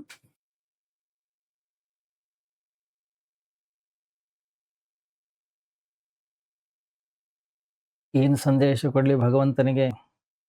ಅದರಿಂದ ಯಾವತ್ತು ನಿನಗೆ ನೀನು ಯಾರು ಅನ್ನೋಂಥದ್ದು ಸ್ಪಷ್ಟತೆ ಅನ್ನೋಂಥದ್ದು ಬರುತ್ತೋ, ನಿನಗೆ ತಿಳಿಯಲ್ಪಡ್ತದೋ, ಅವತ್ತು ವಾಪಸ್ ಬಾ. ನಾನು ನಿನಗೆ ಭಗವಂತನ ಭೇಟಿಯನ್ನು ನಾನು ಮಾಡಿಸ್ತೇನೆ.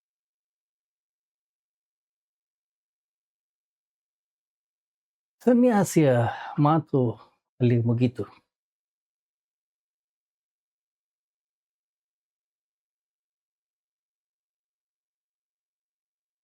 ಗಮನಿಸಿ, ಯಾವತ್ತು ನಮಗೆ ನಾನು ಯಾರು ಅನ್ನೋದು ತಿಳಿತದೆಯೋ, ಮತ್ತೆ ನಾವು ಇನ್ಯಾರ ಬಳಿಗೂ ಕೂಡ ಹೋಗುವ ಅವಶ್ಯಕತೆ ಇಲ್ಲ. ಯಾಕೆ?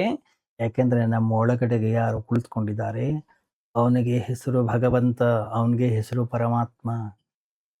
ಯಾವಾಗ ನಾವು ಆ ಒಳಗಡೆ ಇರ್ತಕ್ಕಂಥ ಆತ್ಮತತ್ವವನ್ನು ಅರಿತುಕೊಳ್ತೀವಿಯೋ, ಅಂದೇ ಪರಮಾತ್ಮನ ಹುಡುಕಾಟ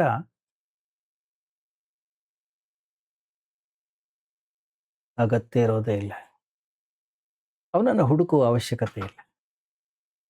ಯಾವತ್ತು ತನ್ನೊಳಗಡೆ ಇರೋದು ಅವನಿಗೆ ಕಾಣಿಸ್ಲಿಕ್ಕೆ ಶುರು ಆಗುತ್ತೋ, ಅವತ್ತೇ ಎಲ್ಲರಲ್ಲೂ ಕೂಡ ಅದೇ ಇದೆ ಅನ್ನುವಂಥ ಸ್ಪಷ್ಟತೆ ಅವನಿಗೆ ಬರುತ್ತೆ.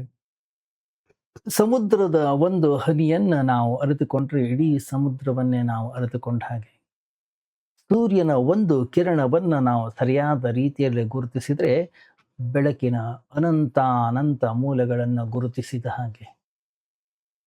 ನಮ್ಮ ಒಳಗಡೆ ಇರ್ತಕ್ಕಂತಹ ಚೇತನದ ಒಂದು ಸಣ್ಣ ದೀಪದ ಅರಿವು ನಮಗಾದರೂ ಕೂಡ ಎಲ್ಲೆಲ್ಲೂ ವ್ಯಾಪಿಸಿರ್ತಕ್ಕಂಥ ಆ ತತ್ವ ಮನುಷ್ಯರಲ್ಲಿ, ಪಕ್ಷಿಗಳಲ್ಲಿ, ಸಸ್ಯಗಳಲ್ಲಿ, ಕಲ್ಲುಗಳಲ್ಲಿ, ಪ್ರಾಣಿಗಳಲ್ಲಿ ಎಲ್ಲ ಕಡೆಗೆ ವ್ಯಾಪಿಸಿರ್ತಕ್ಕಂಥ ಆ ಜೀವ ತತ್ವವನ್ನು ಗುರುತಿಸಿದ ಹಾಗೆ. ಒಂದು ಅಣುವನ್ನು ನಾನು ಅದನ್ನು ಗುರುತಿಸಿದರೆ ಇಡೀ ಜೀವ ಸಂಕುಲವನ್ನೇ ಗುರುತಿಸಿದ ಹಾಗೆ.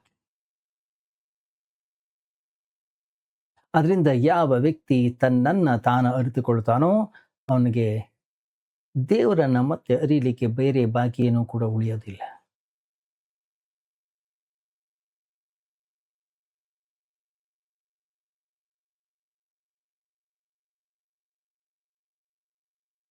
ರಾಜ ಮತ್ತು ಸನ್ಯಾಸಿಯ ಕಥೆಯನ್ನು ಹೇಳಿದೆ.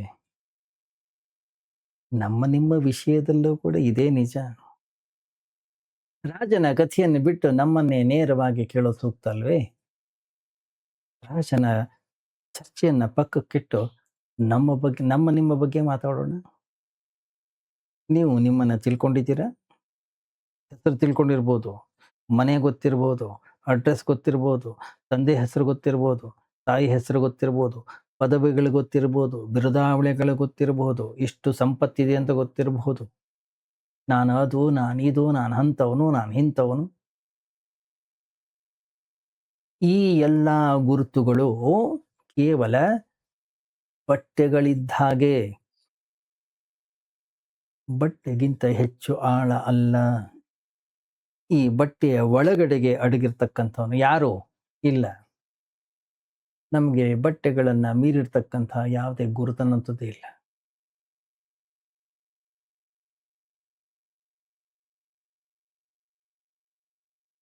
ಒಬ್ಬ ಕವಿಯನ್ನ ಒಬ್ಬ ರಾಜ ಊಟಕ್ಕೆ, ಭೋಜನಕ್ಕೆ ಆಹ್ವಾನವನ್ನು ಕೊಡ್ತಾನೆ. ಆ ಕವಿ ಬಡವನಾಗಿದ್ರಿಂದ ಅವನ ಬಟ್ಟೆಗಳು ತುಂಬಾ ಹರಿದೋಗಿರ್ತವೆ. ಅವನ ಮಿತ್ರ ಹೇಳ್ತಾರೆ, ಹೇ, ಈ ಬಟ್ಟೆಗಳನ್ನು ಹಾಕೊಂಡು ನೀನಲ್ಲಿ ಹೋದ್ರೆ ನಿನ್ನನ್ನು ಅರಮನೆ ಒಳಗಡೆಗೆ ಬಿಡೋದಿಲ್ಲ. ನಿನ್ನನ್ನು ಯಾರು ಕೂಡ ಗುರುತಿಸೋದು ಕೂಡ ಇಲ್ಲ. ಆದ್ರಿಂದ ಈ ಜಗತ್ತಿನಲ್ಲಿ ಬಟ್ಟೆಗಳನ್ನ ಬಿಟ್ರೆ ಮನುಷ್ಯನಿಗೆ ಬೇರೆ ಯಾವುದೇ ರೀತಿಯ ಗುರುತೇ ಇಲ್ಲ.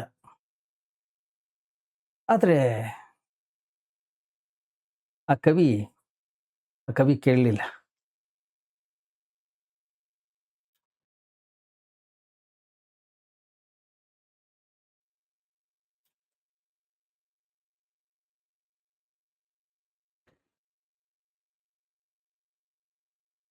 ಸಾಮಾನ್ಯವಾಗಿರ್ತಕ್ಕಂತಹ ಬಟ್ಟೆಯನ್ನು ಹಾಕೊಂಡು ಹೋದ ಕೂಡಲೇ ದ್ವಾರಪಾಲಕ ಅವನನ್ನ ಹೊರಗಡೆ ತಳ್ತಾನೆ. ಕವಿ ಹೇಳ್ತಾನೆ, ನಾನು ರಾಜನ ಮಿತ್ರ, ಅವರೇ ನನ್ನನ್ನು ಆಹ್ವಾನಿಸಿದ್ದಾರೆ. ಎಷ್ಟೇ ಹೇಳಿದ್ರು ಕೂಡ ದ್ವಾರಪಾಲಕ ಕೇಳಲಿಲ್ಲ. ಹೋಗು, ಎಲ್ಲಾದ್ರೂ ಹುಚ್ಚಾಸ್ಪತ್ರೆಗೆ ಹೋಗು. ನೀನು ರಾಜ ಮಿತ್ರ, ಏನ್ ಮಾತಾಡ, ಸ್ವಲ್ಪ ಆದ್ರೂ ನಾಚಿಕೆ ಆಗ್ಬೇಕು ನಿನ್ಗೆ. ಹೋಗಿ ನಿನ್ನ ಮುಖನ ಕನ್ನಡಿಯಲ್ಲಿ ನೋಡ್ಕೊ.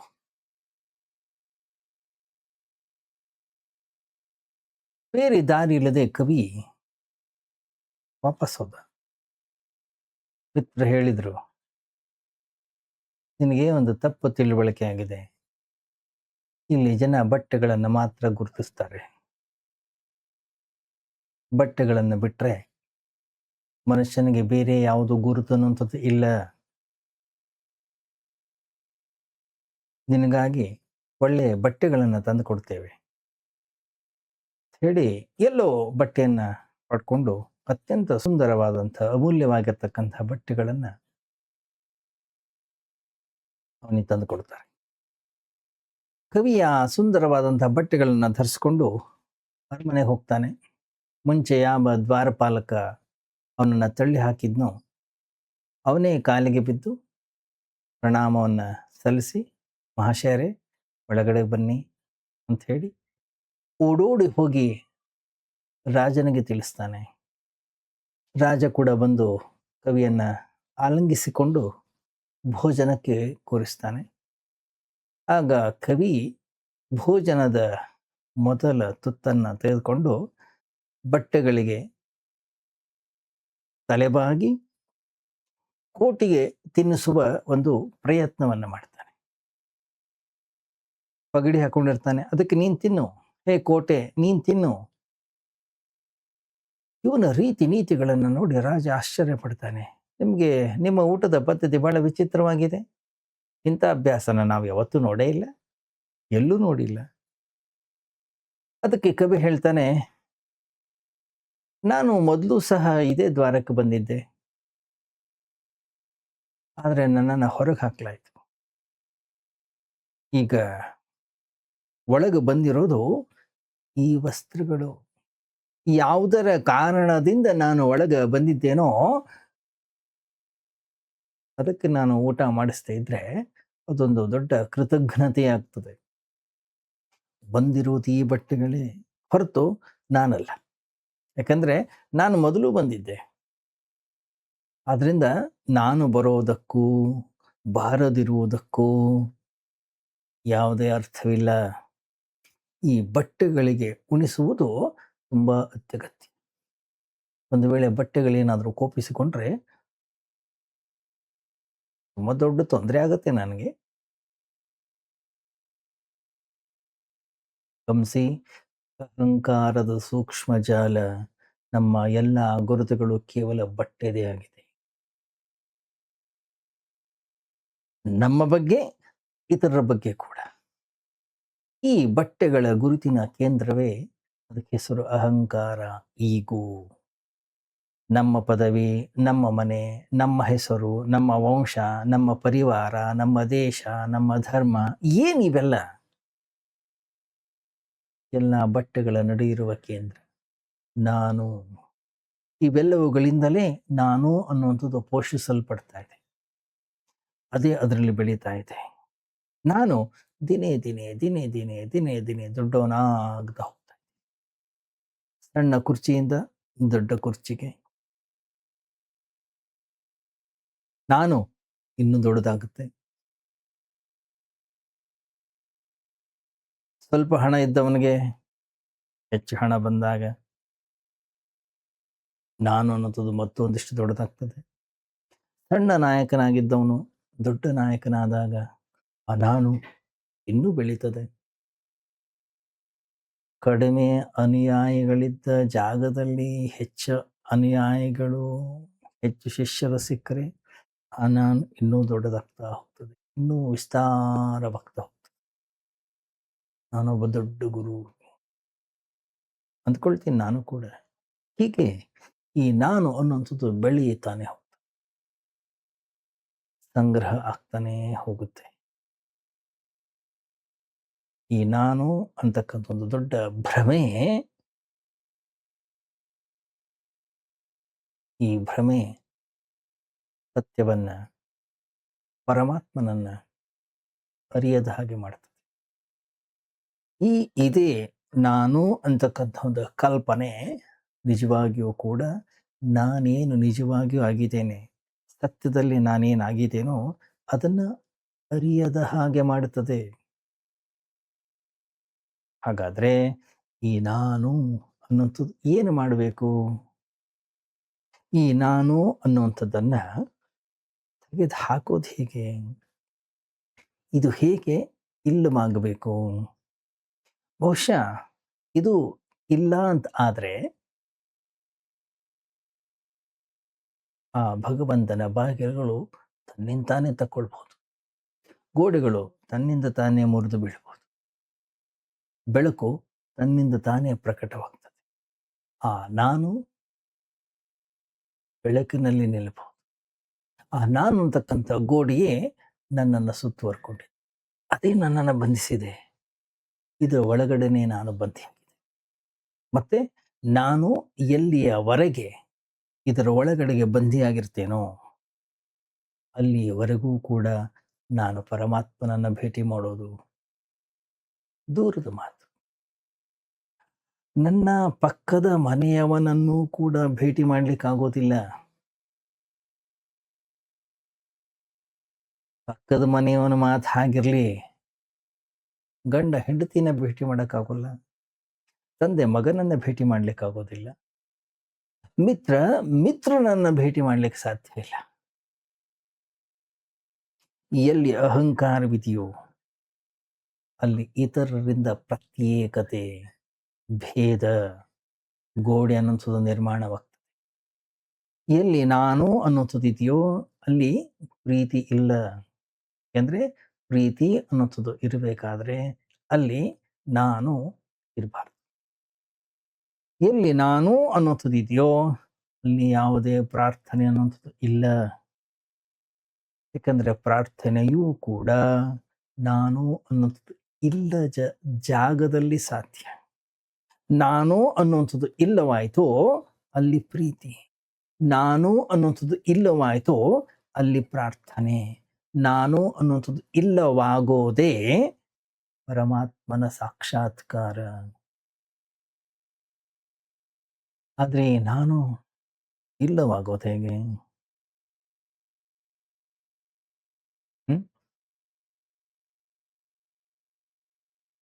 ಹಿಂದೆ ನಾವು ಚಿಂತನೆಯನ್ನು ಮಾಡಿದ್ದೆವು. ನಂಬಿಕೆಯನ್ನು ಬಿಟ್ಟುಬಿಡಿ, ವಿಚಾರವನ್ನು ಮಾಡಿ, ಚಿಂತನೆಯನ್ನು ಮಾಡಿ, ಅಲ್ವಾ? ಭಯವನ್ನ ಬಿಡಿ, ಅಭಯವನ್ನ ಹೊಂದಿ, ನಿರ್ಭಯತೆಯನ್ನ ಹೊಂದಿ. ಅಲ್ಲ? ನಾವು ಚಿಂತನೆಯನ್ನ ಮಾಡಿದ್ದೇವೆ. ಈಗ ಈ 3ನೆಯ ಈ ಒಂದು ಚರ್ಚೆ ನಾನು ಅನ್ನುವಂಥದ್ದನ್ನು ಬಿಡಿ. ಆಗ ಯಾವುದು ಉಳಿತದೋ ಅದೇ ನಿಜವಾದ ಅಸ್ತಿತ್ವ, ಅದೇ ಸತ್ಯ. ಅದಕ್ಕೆ ಹೆಸರು ಭಗವಂತ, ಅದಕ್ಕೆ ಹೆಸರು ದೇವರು, ಅದಕ್ಕೆ ಏನಾದರೂ ಹೆಸರಿಡಿ. ಯಾವ ವ್ಯತ್ಯಾಸವೂ ಕೂಡ ಆಗೋದಿಲ್ಲ. ಆದರೆ ಅದು ಹೇಗೆ ಇಲ್ಲ ಅಂತ ಆಗೋದು? ಏನು ಮಾಡಬೇಕು? ದೊಡ್ಡ ತೊಂದರೆ ಏನಪ್ಪಾ ಅಂತಂದ್ರೆ, ನಾವು ಏನು ಮಾಡಿದ್ರೂ ಅದರಿಂದ ನಾನು ಅನ್ನುವಂಥದ್ದು ಅಳಿಯೋದಿಲ್ಲ. ಯಾಕಂದ್ರೆ ಮಾಡುವವನೇ ಆ ನಾನಾಗಿರ್ತಾನೆ. ಅದರಿಂದ ನಾನು ಏನೇ ಮಾಡಿದರೂ ಅದರಿಂದ ನಾನು ಅನ್ನುವಂಥದ್ದು ಅಳಿಯೋದಿಲ್ಲ. ಬದಲಿಗೆ ಅದು ಮತ್ತಷ್ಟು ಬಲಿಷ್ಠವಾಗ್ತಾ ಹೋಗ್ತದೆ. ಅದಕ್ಕಾಗಿ ವಿನಮ್ರ ಮನುಷ್ಯ ಅವನಂತಾನೆ, ನಾನು ಏನು ಸ್ವಾಮಿ ನಗಣ್ಯ, ನಿಮ್ಮ ಕಾಲಿನ ಧೂಳು. ಹೇಳುವಾಗಲೂ ಕೂಡ ಅವನ ಕಣ್ಣುಗಳನ್ನು ಸೂಕ್ಷ್ಮವಾಗಿ ಗಮನಿಸಿ. ಅವನು ಅತ್ಯಂತ ವಿನಮ್ರ, ತನ್ನ ಅಹಂಕಾರವನ್ನೇ ಪ್ರದರ್ಶನ ಮಾಡ್ತಾ ಇದ್ದಾನೆ. ವಿನಮ್ರ ಮನುಷ್ಯನಿಗೂ ಕೂಡ ತನ್ನದೇ ಆದಂಥ ಅಹಂಕಾರ ಅನ್ನೋದು ಇರುತ್ತೆ. ತನ್ನದೇ ಆದಂಥ ಒಂದು ಈಗೋ ಇದ್ದೇ ಇರುತ್ತೆ. ಒಂದು ವೇಳೆ ನೀವು ಅವನಿಗೆ ನಮ್ಮೂರಿನಲ್ಲಿ ಇದಕ್ಕಿಂತಲೂ ದೊಡ್ಡ ವಿನಮ್ರ ವ್ಯಕ್ತಿ ಇನ್ನೊಬ್ಬ ಇದ್ದಾನೆ ಅಂತ ಹೇಳಿ ನೀವು, ಆಗ ನಿಮ್ಗೆ ವಿಷಯ ತಿಳಿಯುತ್ತೆ. ನನಗಿಂತ ದೊಡ್ಡ ವಿನಮ್ರ ವ್ಯಕ್ತಿ ಹೇಗೆ ಸಾಧ್ಯ? ನಾನೇ ಎಲ್ಲರಿಗಿಂತಲೂ ಕೂಡ ಹೆಚ್ಚು ವಿನಮ್ರ ಅವನು ಹೇಳ್ತಾನೆ. ಅಷ್ಟು ಮಾತ್ರ ಅಲ್ಲ, ಅಲ್ಲಿ ಮತ್ತೆ ಅಹಂಕಾರ ಅನ್ನೋದು ತಲೆ ಎತ್ತಿ ನಿಂತುಕೊಳ್ಳುತ್ತದೆ. ಒಬ್ಬ ಮಹಾತ್ಮನಿಗೆ ನಿನಗಿಂತ ದೊಡ್ಡ ಮಹಾತ್ಮ ಅಂತಕ್ಕಂಥವನೊಬ್ಬನಿದ್ದಾನೆ, ನೀವು ಹೇಳಿ ನೋಡಿ. ಅಲ್ಲಿಗೆ ಸಮಸ್ಯೆ ಅನ್ನೋದು ಆರಂಭ ಆಗ್ಬಿಡುತ್ತೆ. ಗಾಂಧೀಜಿ ಇಂಗ್ಲೆಂಡಿಗೆ ಹೋದಾಗ ಮಿತ್ರರೊಬ್ಬರು ಬರ್ನಾರ್ಡ್ ಶಾ ಅವ್ರ ಬಳಿ ಹೋಗಿ, ನೀವು ಗಾಂಧೀಜಿಯವ್ರನ್ನ ಮಹಾತ್ಮ ಅಂತ ಒಪ್ತೀರಾ ಅಥವಾ ಇಲ್ವಾ ಅಂತ ಕೇಳ್ತಾರೆ.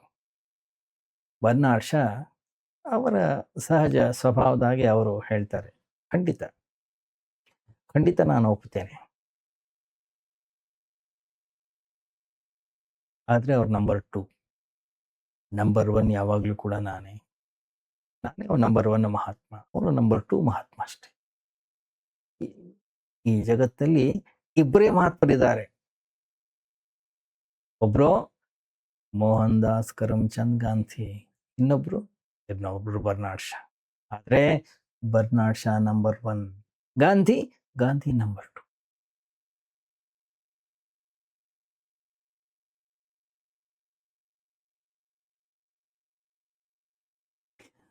ನಂಬರ್ 2 ನನಗಿಂತ ಕಮ್ಮಿ. ಇಡೀ ಜಗತ್ನಲ್ಲಿ ಇಬ್ಬರೇ ಮಹಾತ್ಮರಿದ್ರು ಕೂಡ ನಾನು ನಂಬರ್ 1. ಅಹಂಕಾರದ ಮುಖವಾಡ, ಅದರ ಶೂನ್ಯತೆ. ಗಾಂಧೀಜಿಯವರ ಮಾತುಗಳನ್ನು ಕೇಳಿ ಆ ಮಿತ್ರ ತುಂಬಾ ಆಶ್ಚರ್ಯಪಟ್ಟ. ಗಾಂಧೀಜಿಯವರ ಬಳಿ ವಾಪಸ್ ಹೋಗಿ, ಬರ್ನಾರ್ಡ್ ಶಾ ತುಂಬಾ ಅಹಂಕಾರಿ, ಬಹಳ ವಿಚಿತ್ರವಾದಂಥ ವ್ಯವಹಾರವನ್ನು ಮಾಡ್ತಾನೆ. ತನ್ನ ಸ್ವಂತ ಬಾಯಿಂದಲೇ ತಾನೇ ನಂಬರ್ 1 ಮಹಾತ್ಮ ಅಂತ ಹೇಳ್ಕೊಳ್ತಾ ಇದ್ದಾನೆ. ಅದಕ್ಕೆ ಗಾಂಧಿ ಹೇಳಿದರು, ಆ ಮನುಷ್ಯ ತುಂಬಾ ಪ್ರಾಮಾಣಿಕ, ಸತ್ಯವಂತ. ಪ್ರತಿಯೊಬ್ಬರ ಮನಸ್ಸಿನಲ್ಲಿಯೂ ತಾನೇ ನಂಬರ್ 1 ಆಗಬೇಕು ಅಂತ ಇರುತ್ತೆ. ಆದರೆ ಜನ ಅದನ್ನು ಮುಚ್ಚಿಟ್ಕೊಂಡಿರ್ತಾರೆ. ಅವನ ಮತ್ತು ನೇರವಾದಂಥ ವ್ಯಕ್ತಿತ್ವ, ಸ್ಪಷ್ಟವಾಗಿರ್ತಕ್ಕಂಥ ಒಂದು ಏನು ಉಕ್ತಿ. ಹಾಗಾಗಿ ನನಗೇನು ಅನಿಸಿದೆ ಅದನ್ನು ನೇರವಾಗಿ ಹೇಳಿದ್ದಾನೆ. ಪ್ರತಿಯೊಬ್ಬನ ಮನುಷ್ಯನ ಮನಸ್ಸಿನಲ್ಲಿಯೂ ಕೂಡ ನಾನೇ ನಂಬರ್ ಒನ್ ಅಂತಕ್ಕಂಥ ಭಾವನೆ ಇದ್ದೇ ಇರುತ್ತೆ. ಆದರೆ ಅದನ್ನು ಅವನು ಮುಚ್ಚಿಟ್ಟಿರ್ತಾನೆ. ಯಾರೆಂದಿಗೂ ಕೂಡ ಹೇಳ್ಕೊಳ್ಳೋದಿಲ್ಲ. ಹ್ಮ್? ನಿಜ ಹೇಳ್ಬೇಕಂತಂದ್ರೆ ಇದೊಂದು ದೊಡ್ಡ ಹಾಸ್ಯ. ಅರಬ್ ದೇಶದಲ್ಲಿ ಒಂದು ಜನಪ್ರಿಯವಾಗಿರತಕ್ಕಂಥ ಒಂದು ಹಾಸ್ಯ ಕಥೆ ಇದೆ. ಭಗವಂತ ಎಲ್ಲರನ್ನೂ ಕೂಡ ಸೃಷ್ಟಿ ಮಾಡಿ ಈ ಜಗತ್ತಿನಲ್ಲಿ ಕಳುಹಿಸಿಕೊಡುವಾಗ ಪ್ರತಿಯೊಬ್ಬರೊಂದಿಗೂ ಕೂಡ ಒಂದು ದೊಡ್ಡ ತಮಾಷೆ ಮಾಡಿದ್ನಂತೆ. ಅವರನ್ನ ಸೃಷ್ಟಿಸಿ ಜಗತ್ತಿಗೆ ಕೆಳಗಡೆಗೆ ತಳ್ಳೋಕ್ಕಿಂತ ಮುಂಚೆ ಅವನನ್ನ ಕರೆದು ಅವನ ಕಿವಿಯಲ್ಲಿ ಹೇಳ್ತಾನೆ, ಹೇಯ್, ನಿನ್ನಂಥ ಒಳ್ಳೆಯವ ನಾನು ಇನ್ನೂವರೆಗೂ ಯಾರನ್ನೂ ಕೂಡ ಸೃಷ್ಟಿ ಮಾಡಿ. ಇದನ್ನ ಎಲ್ಲರಿಗೂ ಹೇಳ್ತಾನೆ. ಅದು ಒಬ್ರಿಗಿಬ್ರಿಗೆ ಹೇಳಿಲ್ಲ, ಯಾರ್ಯಾರನ್ನ ಸೃಷ್ಟಿ ಮಾಡಿದಾನೆ ಎಲ್ಲರ ಕಿವಿಯಲ್ಲೂ ಹೇಳಿದ್ದಾನೆ. ಹೀಗಾಗಿ ಪ್ರತಿಯೊಬ್ಬ ವ್ಯಕ್ತಿ, ಪ್ರತಿಯೊಬ್ಬ ಮನುಷ್ಯ ನಾನೇ ಶ್ರೇಷ್ಠ ಅಂತಕ್ಕಂಥ ಕಲ್ಪನೆ ಸಹಜವಾಗಿ ಅವನ ಅಂತಃಕರಣದ ಒಳಗಡೆಗೆ ಮೂಡಿಬಿಡುತ್ತೆ. ನಮ್ಮ ಒಳಗಡೆ ಇರ್ತಕ್ಕಂಥ ಈ ನಾನೇ ಎಲ್ಲ ಅಂತಕ್ಕಂಥ ಈ ಒಂದು ಕಲ್ಪನೆಯನ್ನ ನಾವು ಅಳಿಸಿ ಹಾಕ್ಲಿಕ್ಕಾಗೋದೇ ಇಲ್ಲ. ಅದನ್ನು ಮುರಿಯುವ ಪ್ರಯತ್ನವನ್ನ ನಾವು ಮಾಡಿದ್ರೂ ಮುರಿಯೋದೇ ಇಲ್ಲ. ರೂಪವನ್ನು ಬದಲಾಯಿಸಿ, ನಾನು ತುಂಬಾ ವಿನಮ್ರ ಮನುಷ್ಯ, ನನಗೆ ಯಾವುದೇ ಅಹಂಕಾರ ಇಲ್ಲ ಅಂತಕ್ಕಂಥ ಒಂದು ಹೊಸ ರೂಪದಲ್ಲಿ ಪ್ರಕಟವಾಗ್ತದೆ. ಆದರೆ ಅಲ್ಲಿಯೂ ಕೂಡ ನಾನು ಇದ್ದೇ ಇರುತ್ತೆ. ಮನುಷ್ಯನ ಮುಂದೆ ಎರಡು ಮಾರ್ಗಗಳಿವೆ. ಒಂದು ಈ ಅಹಂಕಾರವನ್ನ ಪೋಷಣೆಯನ್ನ ಮಾಡ್ತಾ ಕೊಡೋದು, ರಾಜ್ಯಗಳನ್ನ ಗೆಲ್ಲೋದು, ಹಣ, ಕೀರ್ತಿ, ಯಶಸ್ಸನ್ನ ಗಳಿಸೋದು. ಆದರೆ ಇವೆಲ್ಲವುಗಳಿಗಿಂತಲೂ ಈ ನಾನು ಎಂಬುದನ್ನ ಎಂದಿಗೂ ಕೂಡ ತುಂಬಲಿಕ್ಕೆ ಸಾಧ್ಯ ಇಲ್ಲ. ಇದನ್ನ ಸ್ವಲ್ಪ ಆಳವಾಗಿ ನಾವು ಅರ್ಥ ಮಾಡ್ಕೊಳ್ಬೇಕು. ಅಹಂಕಾರವನ್ನ ತೃಪ್ತಿಪಡಿಸಲಿಕ್ಕೆ ಯಾರಿಂದಲೂ ಕೂಡ ಸಾಧ್ಯವಿಲ್ಲ. ಅಲೆಕ್ಸಾಂಡರ್ ಇಡೀ ಜಗತ್ತನ್ನೇ ಗೆದ್ರು ಅವನ ಅಹಂಕಾರ ತುಂಬಲಿಲ್ಲ. ಅಲೆಕ್ಸಾಂಡರ್ ಯಾವತ್ತು ಸತ್ವದ ನೋಡಿ, ಆ ನಗರದ ಜನರೆಲ್ಲ ಆಶ್ಚರ್ಯಚಕಿತರಾದರು. ಅವನ ಶವಯಾತ್ರೆ ಅತ್ಯಂತ ವಿಚಿತ್ರವಾಗಿತ್ತು. ಅಂತಹ ಶವಯಾತ್ರೆ ಜಗತ್ತಿನ ಯಾವುದೇ ಊರಲ್ಲಿ ಎಂದೂ ನಡೆದಿರಲಿಲ್ಲ. ಅವನ ಶವ ಪೆಟ್ಟಿಗೆಯಿಂದ ಅವನ ಎರಡೂ ಕೈಗಳನ್ನ ಹೊರಗಡೆಗೆ ಕೆಳಕ್ಕೆ ನೇತಾಕಿತ್ತು. ಜನರಿಗೆ ತುಂಬಾ ಆಶ್ಚರ್ಯ ಆಯಿತು. ತಪ್ಪಾಗಿದೆಯಾ ಜನ ಅಂದ್ಕೊಂಡ್ರು. ಆದ್ರೆ ಅಷ್ಟು ದೊಡ್ಡ ಚಕ್ರವರ್ತಿಯ ಶವಯಾತ್ರೆಯಲ್ಲಿ ತಪ್ಪಾಗೋದಾದ್ರೆ ಹೇಗೆ? ಅದು ಯಾರೋ ಒಬ್ಬ ಸಾಮಾನ್ಯ ಭಿಕ್ಷುಕನ ಅಥವಾ ಒಬ್ಬ ಸಾಮಾನ್ಯ ಮನುಷ್ಯನ ಶವಯಾತ್ರೆ ಆಗಿರಲಿಲ್ಲ. ಅದು ಜಗತ್ತನ್ನೇ ಗೆದ್ದ ಅಲೆಕ್ಸಾಂಡರ್ ಅವನ ಶವಯಾತ್ರೆ. ಅವನ ಎರಡೂ ಕೈಗಳು ಕೂಡ ಹೊರಗೆ ನೇತಾಡ್ತಾ ಇವೆ. ಎಲ್ಲರಿಗೂ ಕೂಡ ಬಹಳ ಸ್ಪಷ್ಟವಾಗಿ ಕಾಣಿಸ್ತಾ ಇತ್ತು. ಜನ ಕೇಳಲಿಕ್ಕೆ ಶುರು ಮಾಡಿದ್ರು, ಏನಿದು, ಕೈಗಳು ಯಾಕೆ ಹೊರಗಿವೆ? ಎಲ್ಲ ಶವಯಾತ್ರೆಗಳಲ್ಲೂ ಕೂಡ ಕೈಗಳನ್ನು ಒಳಗಿಟ್ಟಿರ್ತಾರೆ, ಮುಚ್ಚಿಡಲಾಗುತ್ತೆ. ಆಗ ಗೊತ್ತಾಯಿತು, ಅಲೆಕ್ಸಾಂಡರ್ ಸಾಯೋಕ್ಕಿಂತ ಮುಂಚೆ ಹೀಗೆ ಹೇಳಿದ್ನಂತೆ, ನಾನು ಸತ್ತ ನಂತರ ನನ್ನ ಎರಡೂ ಕೈಗಳನ್ನ ಶವ ಪೆಟ್ಟಿಗೆಯಿಂದ ಹೊರಗಡೆಗಿಡಿ. ಇಡೀ ಜಗತ್ತು ನನ್ನ ಮುಷ್ಟಿಗಳು ಸಹ ಖಾಲಿಯಾಗಿವೆ ಎಂಬುದನ್ನ ಕಣ್ಣಾರೆ ನೋಡ್ಲಿ. ನಾನು ನನ್ನ ಅಹಂಕಾರವನ್ನ ತುಂಬಿಸಿಕೊಳ್ಳಿಕ್ಕೆ ತುಂಬಾ ಓಡಿದೆ, ಜಗತ್ತನ್ನೇ ಗೆಲ್ಲುವ ಪ್ರಯತ್ನವನ್ನ ಮಾಡಿದೆ. ಆದರೆ ನನ್ನಿಂದ ಅದನ್ನ ತುಂಬಿಸ್ಲಿಕ್ಕೆ ಆಗ್ಲಿಲ್ಲ. ಸಾಧ್ಯವೇ ಆಗಲಿಲ್ಲ. ಅಲೆಕ್ಸಾಂಡರ್‌ನಿಂದಲೇ ಸಾಧ್ಯವಾಗಲಿಲ್ಲ ಅಂತಂದ ಮೇಲೆ ಈ ಜಗತ್ತಿನಲ್ಲಿ ಇನ್ಯಾರಿಂದಲೂ ಕೂಡ ಸಾಧ್ಯ. ಯಾಕೆಂದ್ರೆ ಅಹಂಕಾರ ಎಂದಿಗೂ ಕೂಡ ತುಂಬೋದೇ ಇಲ್ಲ. ಯಾಕೇಳಿ? ಅದೊಂದು ಕಾರಣ ಇದೆ. ಯಾಕೆ? ಯಾವ ಬ್ಯಾರಲ್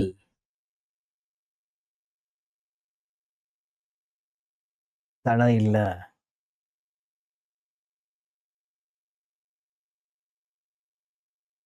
ಅಲ್ಲ? ಒಬ್ಬ ಯುವಕ ಬಂದು ಹೇಳ್ತಾನೆ, ನನ್ನ ಅಹಂಕಾರ ಸಂಪೂರ್ಣವಾಗಿ ತೃಪ್ತಿಯನ್ನು ಹೊಂದಬೇಕು.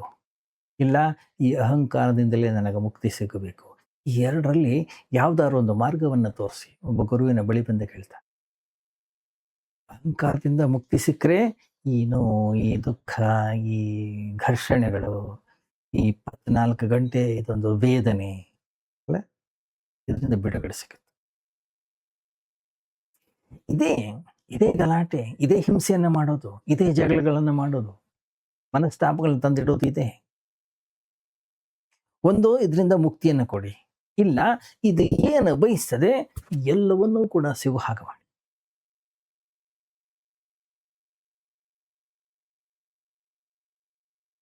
ಈ ಎರಡರಲ್ಲಿ ಯಾವುದಕ್ಕೂ ಒಂದಾದರೂ ದಾರಿಯನ್ನು ತೋರಿಸಿ. ಆ ಸಂತ ಹೇಳ್ದ, ಬಾ ಇದಕ್ಕೊಂದು ದಾರಿ ಇದೆ. ಅದನ್ನ ನೋಡ್ಲಿಕ್ಕೆ ನಿನಗೆ ಕಣ್ಣಿರ್ಬೇಕಷ್ಟೆ. ಆ ಯುವಕನನ್ನ ತನ್ನ ಗುಡಿಸ್ಲಿಕ್ಕೆ ಕರ್ಕೊಂಡು ಹೋಗ್ತಾನ.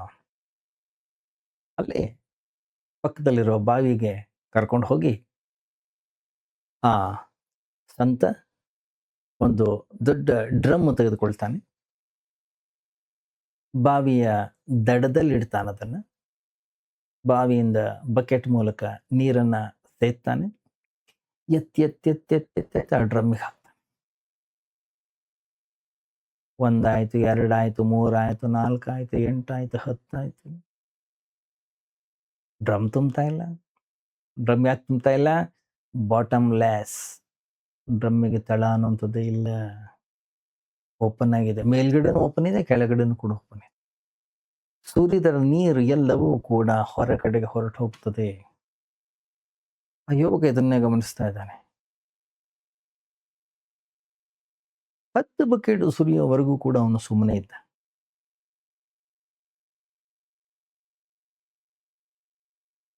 ಆಮೇಲೆ ಹೇಳ್ದ, ನಿಮ್ಗೇನಾದ್ರೂ ಹುಚ್ಚ?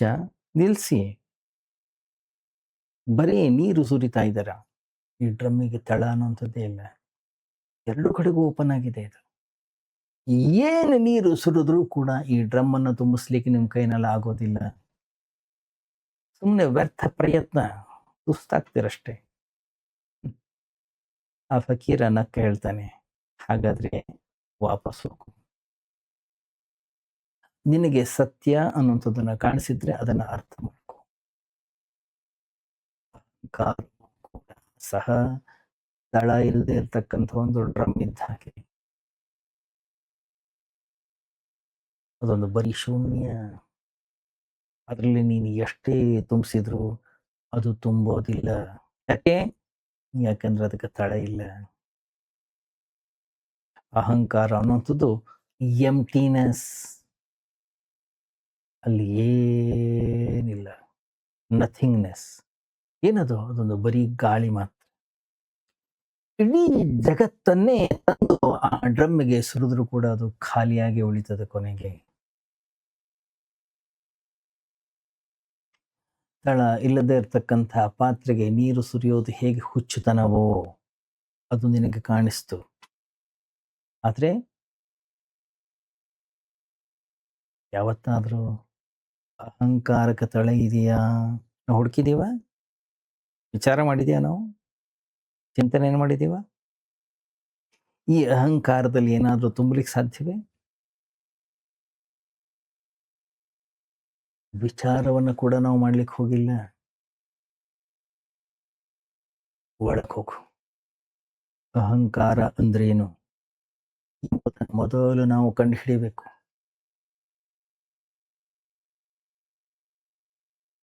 ಮನುಷ್ಯರು 2 ರೀತಿಯ ತಪ್ಪುಗಳನ್ನು ಮಾಡ್ತಾರೆ.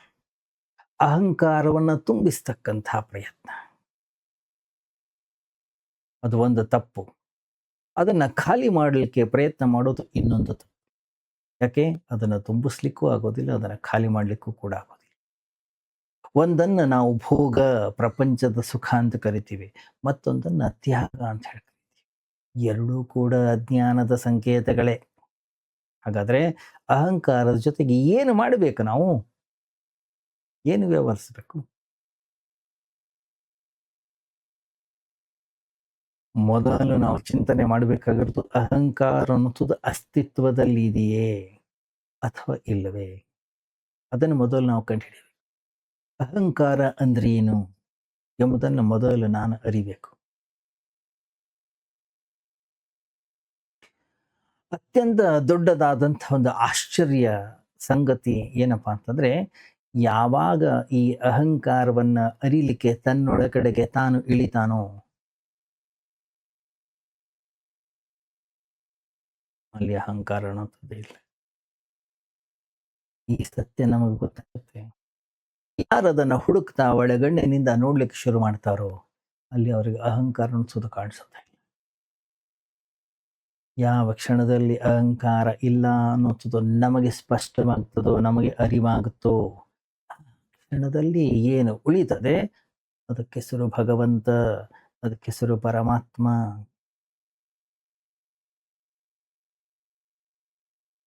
ಅದಕ್ಕೆ ಹೆಸರು ಅನಂತ, ಅದಕ್ಕೆ ಹೆಸರು ಅಸೀಮ, ಅದಕ್ಕೆ ಹೆಸರು ಸತ್ಯ.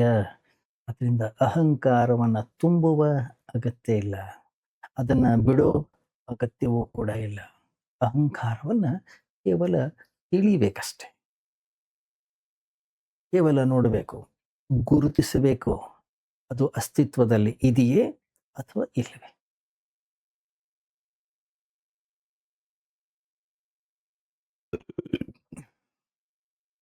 ಗಮನಿಸಿ, ನೆರಳಿನ ಜೊತೆಗೆ ಯಾರು ಕೂಡ ಹೋರಾಡ್ಲಿಕ್ಕೆ ಆಗೋದಿಲ್ಲ. ನೆರಳಿನ ಹಿಂದೆ ನಾವು ಓಡಿ ಹೋಗ್ಲಿಕ್ಕಾಗೋದಿಲ್ಲ. ನಾನು ಕನಸಿನಲ್ಲಿದ್ದೇನೆ, ನಾನು ಎಚ್ಚರವಾಗಿದ್ದೇನೆ.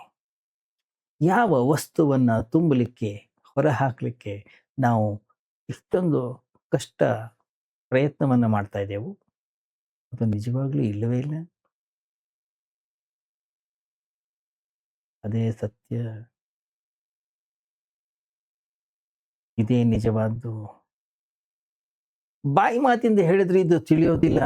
ನಮ್ಮ ಒಳಗಡೆಗೆ ನಾವು ಹೋಗಿ ನೋಡಬೇಕು, ನಮ್ಮ ಒಳಗಡೆಗೆ ನಾವು ಅರಸಿ ನೋಡಬೇಕು, ನಮ್ಮ ಒಳಗಡೆಗೆ ನಾವು ಹುಡುಕಬೇಕು, ಹುಡುಕೋ ಪ್ರಯತ್ನವನ್ನು ಮಾಡಿ. ಯಾವತ್ತೋ ಒಂದು ಸಹ ಏಕಾಂತದ ಕ್ಷಣದ ಒಳಗಡೆಗೆ, ನಮ್ಮ ಒಳಗಡೆಗೆ ನಾವು ಹೋಗಬೇಕು. ಎಲ್ಲಿದೆ ಈ ಅಹಂಕಾರ? ಏನು ಮಾಡ್ತಾ ಇದೆ? ಯಾವಾಗ ಅದರ ಏನು ಅನ್ವೇಷಣೆಯನ್ನು ನಾವು ಶುರು ಮಾಡ್ತೀವೋ,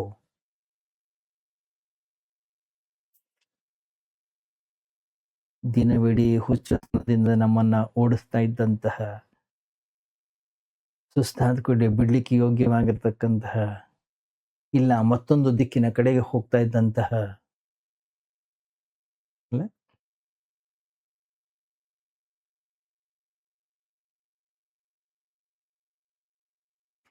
ಬುದ್ಧನ ಶಿಷ್ಯ ಒಬ್ಬ ಬೋಧಿ ಧರ್ಮ ಅಂತ ಹೇಳಿದ್ದ.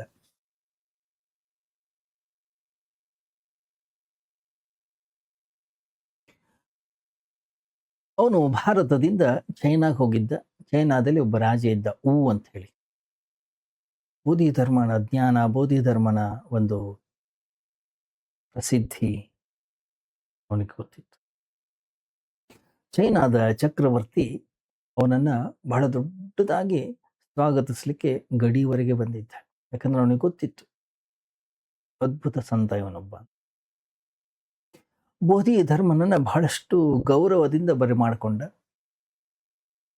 ತನ್ನ ಅರಮನೆಗೆ ಕರ್ಕೊಂಡು ಹೋಗ್ತಾನೆ. ಸ್ವಲ್ಪ ವಿಶ್ರಾಂತಿಯ ನಂತರ ಚಕ್ರವರ್ತಿ ಬೋಧಿ ಧರ್ಮನಿಗೆ ಹೀಗೆ ಹೇಳ್ತಾನೆ, ನನಗೆ ಕೇವಲ ಒಂದೇ ಒಂದು ವಿಷಯವನ್ನ ಕೇಳಬೇಕಾಗಿದೆ ನಿಮ್ಮ ಹತ್ರ. ಎಲ್ಲಾ ಧರ್ಮಗಳು, ಎಲ್ಲಾ ಶಾಸ್ತ್ರಗಳು, ಎಲ್ಲಾ ಉಪದೇಶಕರು ಏನ್ ಹೇಳ್ತಾರೆ, ಅಹಂಕಾರವನ್ನು ಬಿಟ್ಟು ಬಿಡಿ. ನಾನು ಈ ಅಹಂಕಾರವನ್ನು ಬಿಡೋದು ಹೇಗೆ? ನಾನದನ್ನು ತುಂಬಲು ತುಂಬಾ ಪ್ರಯತ್ನ ಪಟ್ಟಿದ್ದೇನೆ. ಇಡೀ ಚೀನಾ ದೇಶಕ್ಕೆ ಒಡೆಯನಾಗಿದ್ದೇನೆ ನಾನು. ನನಗೆ ರಾಜ. ಆದ್ರೆ ಕೊನೆಗೆ ನೋಡಿದ್ರೆ ನನ್ನ ಬಳಗಿರೋದಷ್ಟೇ. ಏನು? ಪೂರ್ತಿ ಖಾಲಿಯಾಗಿದೆ. ಏನಿಲ್ಲವೇ ಇಲ್ಲ. ಮೊದಲು ಇಡೀ ಚೈನಾ ದೇಶವನ್ನ ಗೆದ್ರೆ ತೃಪ್ತಿ ಸಿಗುತ್ತೆ ಅಂತಕ್ಕಂಥ ಭಾವ ಇತ್ತು. ನನ್ನ ಮನಸ್ಸು ಹೇಳ್ತಾ ಇತ್ತು. ಆದ್ರೆ ಇಡೀ ಚೈನಾ ಗೆದ್ದ ಮೇಲೂ ಕೂಡ ನನಗೆ ತೃಪ್ತಿ ಸಿಕ್ಕಿಲ್ಲ.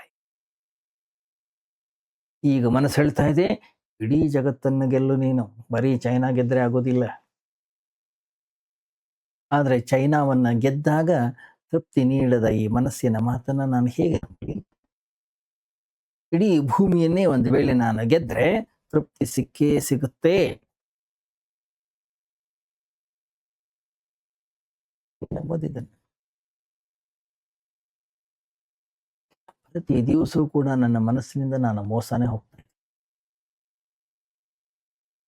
ಏನನ್ನ ಪಡೀಲಿಕ್ಕೆ ಅದು ನನಗೆ ಹೇಳ್ತದೋ ಅದನ್ನೆಲ್ಲ ನಾನು ಪಡೆದಿದ್ದೀನಿ. ಪಡೆದ ತಕ್ಷಣ ನನ್ನ ಕೈಗಳು ಖಾಲಿ. ನಾನು ಏನ್ ಮಾಡ್ಲಿ? ನನಗೆ ವಯಸ್ಸಾಗಿದೆ. ಈಗ ನನಗೆ ಜಗತ್ತನ್ನು ಗೆಲ್ಲಿಕ್ಕಾಗೋದು. ಈಗ ಹೋಗ್ಬೇಕಾ? ಆದ್ರೂ ಕೂಡ ಇಷ್ಟೆಲ್ಲ ಆದ್ರೂ ತೃಪ್ತಿ ಸಿಗಲ್ಲ ಸಿಗ್ಲಿಲ್ಲ ಅಂತಂದ್ರೆ ಭಯ ಇದೆ ನನಗೆ. ಅದರಿಂದ ನಾನು ಸನ್ಯಾಸಿಗಳನ್ನ, ಭಿಕ್ಷುಗಳನ್ನ ಶರಣ ಹೋಗ್ತೇನೆ. ಅವ್ರು ಹೇಳ್ತಾರೆ ಅಹಂಕಾರವನ್ನು ಬಿಡು.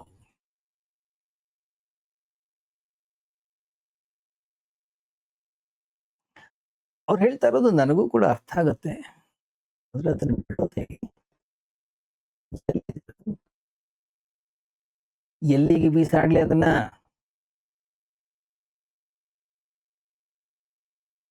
ಯಾರಾದ್ರೂ ಬಟ್ಟೆಯನ್ನು ಬಿಡ್ಲಿಕ್ಕೆ ಹೇಳಿದ್ರೆ ಬಿಟ್ಬಿಡಬಹುದಿತ್ತು. ಚರ್ಮವನ್ನು ಸುಲಿ ಅಂದ್ರೆ ಚರ್ಮವನ್ನು ಕೂಡ ಸುಲಿಬಹುದಿತ್ತು. ಕುತ್ತಿಗೆನ ಕತ್ತರಿಸಿದ್ರೆ ಕುತ್ತಿಗೆಯನ್ನು ಕೂಡ ಕತ್ತರಿಸಿ ಬೀಸಾಡಬಹುದಿತ್ತು. ಅಹಂಕಾರವನ್ನು ಬಿಡು. ಎಲ್ಲಿದೆ? ಹೇಗೆ ಬಿಡೋದು?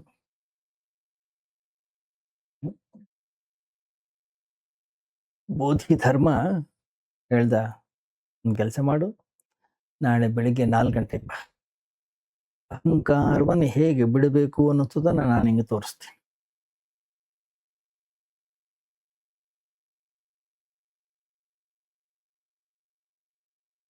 ಹ್ಮ್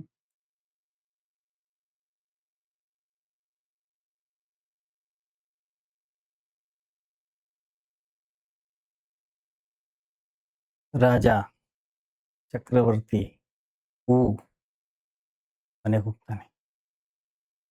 ವಿಚಾರವನ್ನು ಮಾಡ್ಲಿಕ್ಕೆ ಶುರು ಮಾಡ್ತಾನೆ. ಚಿಂತನೆಯನ್ನು ಮಾಡ್ಲಿಕ್ಕೆ ಶುರು ಮಾಡ್ತಾನೆ. ಈ ಸನ್ಯಾಸಿ ನನ್ನ ಅಹಂಕಾರವನ್ನು ಹೇಗೆ ನನ್ನಿಂದ ಬಿಡಿಸಬಲ್ಲ? ಅರಮನೆಯ ಮೆಟ್ಟಿಲುಗಳನ್ನು ಇಳಿತಾ ಇರಬೇಕಾದ್ರೆ ಬೋಧಿ ಧರ್ಮ ಹಿಂದಿನಿಂದ ಕೂಗಿ ಹೇಳ್ತಾನೆ, ನಾಳೆ ಬರಬೇಕಾದ್ರೆ ನೀನೊಬ್ಬನೇ ಬರೋದಲ್ಲ, ನಿನ್ನ ಅಹಂಕಾರವನ್ನು ಕೂಡ ಜೊತೆಗೆ.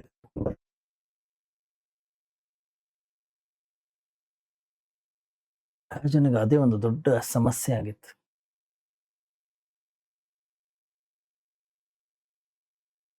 ಅಹಂಕಾರ ಎಲ್ಲಿದೆ?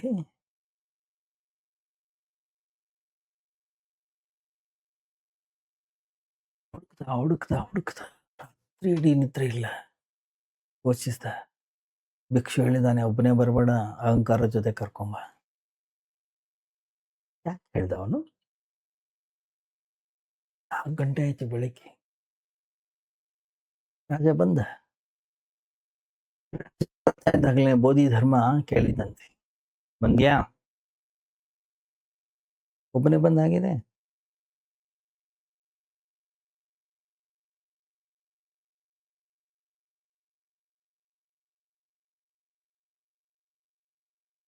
ಚಕ್ರವರ್ತಿ ಹೋಳ್ದ, ರಾತ್ರಿ ಇಡೀ ಪ್ರಯತ್ನ ಪಟ್ಟಿದ್ದೀನಿ ಈ ಅಹಂಕಾರವನ್ನು ಹುಡುಕ್ಲಿಕ್ಕೆ. ಎಲ್ಲೂ ಸಿಗ್ತಾನೆ ಇಲ್ಲ.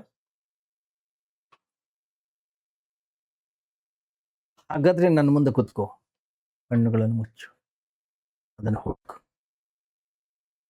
ನಿನ್ನ ಮನಸ್ಸಿನ ಒಳಗಿರ್ತಕ್ಕಂಥ ಒಂದೇ ಒಂದು ಮೂಲೆಯೂ ಕೂಡ ಬಾಕಿ ಇರಬಾರ್ದು. ಎಲ್ಲವನ್ನ ಹುಡುಕು ನೀನು. ಯಾವ ಕಾರ್ನರಲ್ಲೂ ಏನು ಬಿಡಬಾರ್ದು.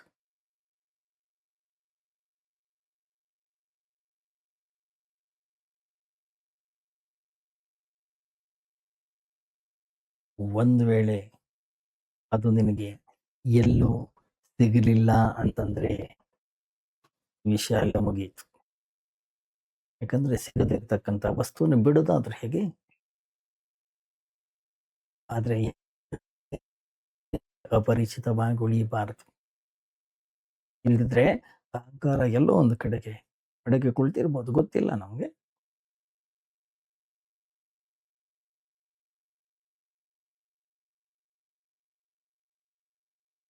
ಹೋಗು, ಒಳಗಡೆ ರೂಮ್ಗೆ ಹೋಗು, ಕಣ್ಮುಚ್ಕೋ, ಹುಡುಕ್ತಾ ಇರು. ನಾನು ಕೂಡ ಅಷ್ಟೇ, ಕೈಯಲ್ಲಿ ಒಂದು ದಂಡವನ್ನು ಹಿಡ್ಕೊಂಡು ನಿನ್ನ ಮುಂದೆನೆ ಕೂತಿರ್ತೀನಿ. ಯಾವಾಗ ನಿನಗದು ಕಾಣ್ತತಿ ಹೇಳು, ಪಟ್ ಅಂತ ಹೊಡಿತೀನಿ ನಾನು. ಅದನ್ನು ಕೊಂದು ಹಾಕ್ತೀನಿ, ಅದನ್ನು ಮುಗಿಸ್ತೀನಿ ನಾನು. ಕತ್ತಲೆ, ಬೆಳಗಿನ ಜಾವ, ಮುಂಜಾವು, ಬೆಟ್ಟದ ಮೇಲಿದ್ದ ಆ ಸರೋವರ ತಟ, ಆ ರಾಜ, ವಿಚಿತ್ರ ಸನ್ಯಾಸಿ, ಬೋಧಿ ಧರ್ಮನ ಮುಂದೆ ಕುಳಿತುಕೊಂಡ. ರಾಜನಿಗೆ ಸ್ವಲ್ಪ ಹೆದರಿಕೆನೂ ಆಯ್ತು.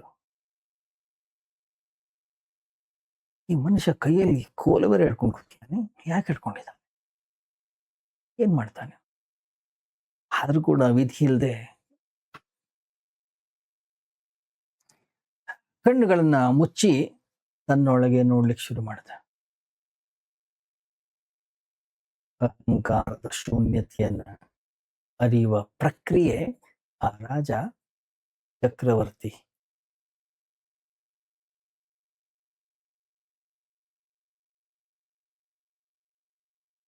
ಬಿಡಿ, ಚಕ್ರವರ್ತಿಯು ಮತ್ತು ಬೋಧಿ ಧರ್ಮನ ಕಥೆಯನ್ನಲ್ಲೇ ಬಿಡೋಣ. ನಮ್ಮ ಒಳಗಡೆಗೆ ನಾವು ಇಳಿಯೋಣ.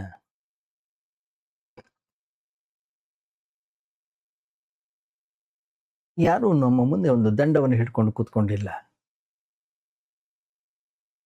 ನಮ್ಮ ಒಳಗೆ ಇರ್ತಕ್ಕಂಥ ಅಹಂಕಾರ ಎಲ್ಲಿದೆ ಹುಡುಕೋಣ. ಎಷ್ಟು ಆಳವಾಗಿ ಅನ್ವೇಷಣೆಯನ್ನ ನಾವು ಮಾಡ್ತಾ ಹೋಗ್ತೀವೋ ಅಷ್ಟು ಆಳವಾಗಿ ನಮಗೆ ಅಹಂಕಾರ ಅನ್ನುವಂಥದ್ದು ಅಲ್ಲಿ ಇಲ್ಲವೇ ಇಲ್ಲ ಅನ್ನುವಂಥ ಅರಿವು ನಮಗಾಗುತ್ತೆ. ಎಷ್ಟು ಹುಡುಕ್ತೇವೋ ಅದು ಎವಾಪರೇಟ್, ಅದು ಆವಿಯಾಗಿ ಹೋಗ್ತದೆ, ನಮಗೆ ಕಾಣಿಸೋದೇ ಇಲ್ಲ, ಎಲ್ಲೂ ಕೂಡ ಸಿಗೋದಿಲ್ಲ ಅದು. ಯಾಕೆಂದ್ರೆ ಅಸ್ತಿತ್ವದಲ್ಲೇ ಇಲ್ಲ ಅಂತ ಆದಮೇಲೆ ಸಿಗೋದಾದ್ರೂ ಹೇಗೆ? ಒಂದು ವೇಳೆ ಅದು ಇದ್ದಿದ್ರೆ ಸಿಗ್ತಾ ಇತ್ತು. ನನ್ನ ಒಳಗಡೆಗೆ ಹೋಗಿ ಅನ್ವೇಷಣೆಯನ್ನ ಮಾಡ್ತಕ್ಕಂತಹ ಈ ಪ್ರಕ್ರಿಯೆಯನ್ನ ಧ್ಯಾನ ಅಂತ ಕರೀತಾರೆ. ಪರಮಾತ್ಮನನ್ನ, ಭಗವಂತನನ್ನು ನಾವು ಎಲ್ಲೋ ಹುಡುಕಬೇಕಾಗಿಲ್ಲ. ಪರಮಾತ್ಮನ ಹುಡುಕಾಟ ಅನ್ನುವಂಥದ್ದು ಏನಿದೆ ಸಾಧ್ಯವೂ ಕೂಡ ಇಲ್ಲ. ಹುಡುಕಬೇಕಾಗಿರೋದು ನಮ್ಮ ಅಹಂಕಾರವನ್ನ. ಯಾವಾಗ ವ್ಯಕ್ತಿ ಜಾಗೃತನಾಗ್ತಾನೋ, ಪೂರ್ಣ ಪ್ರಜ್ಞೆಯಿಂದ ತನ್ನ ಒಳಗಿನ ಮೂಲೆ ಮೂಲೆಗಳನ್ನ ಹುಡುಕ್ಲಿಕ್ಕೆ ಶುರು ಮಾಡ್ತಾನೆ. ಎಲ್ಲಿದೆ?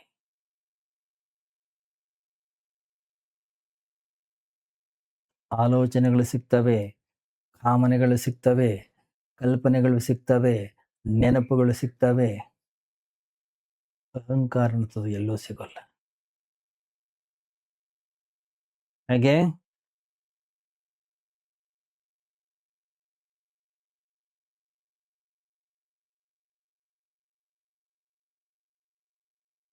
ನೋಡಿದರೆ ನೀವು, ಒಂದು ಕೋಲಿಗೆ ಬಟ್ಟೆಯನ್ನ ಕಟ್ಟಿ ಅದಕ್ಕೆ ಎಣ್ಣೆ ಎಲ್ಲ ಹಚ್ಚಿ ಬೆಂಕಿ ಹಚ್ಚಿದ್ದಾರೆ. ಅದನ್ನು ಜೋರಾಗಿ ಸುತ್ತಿದ್ರೆ ಒಂದು ವೃತ್ತ ಕಾಣಿಸ್ತದೆ.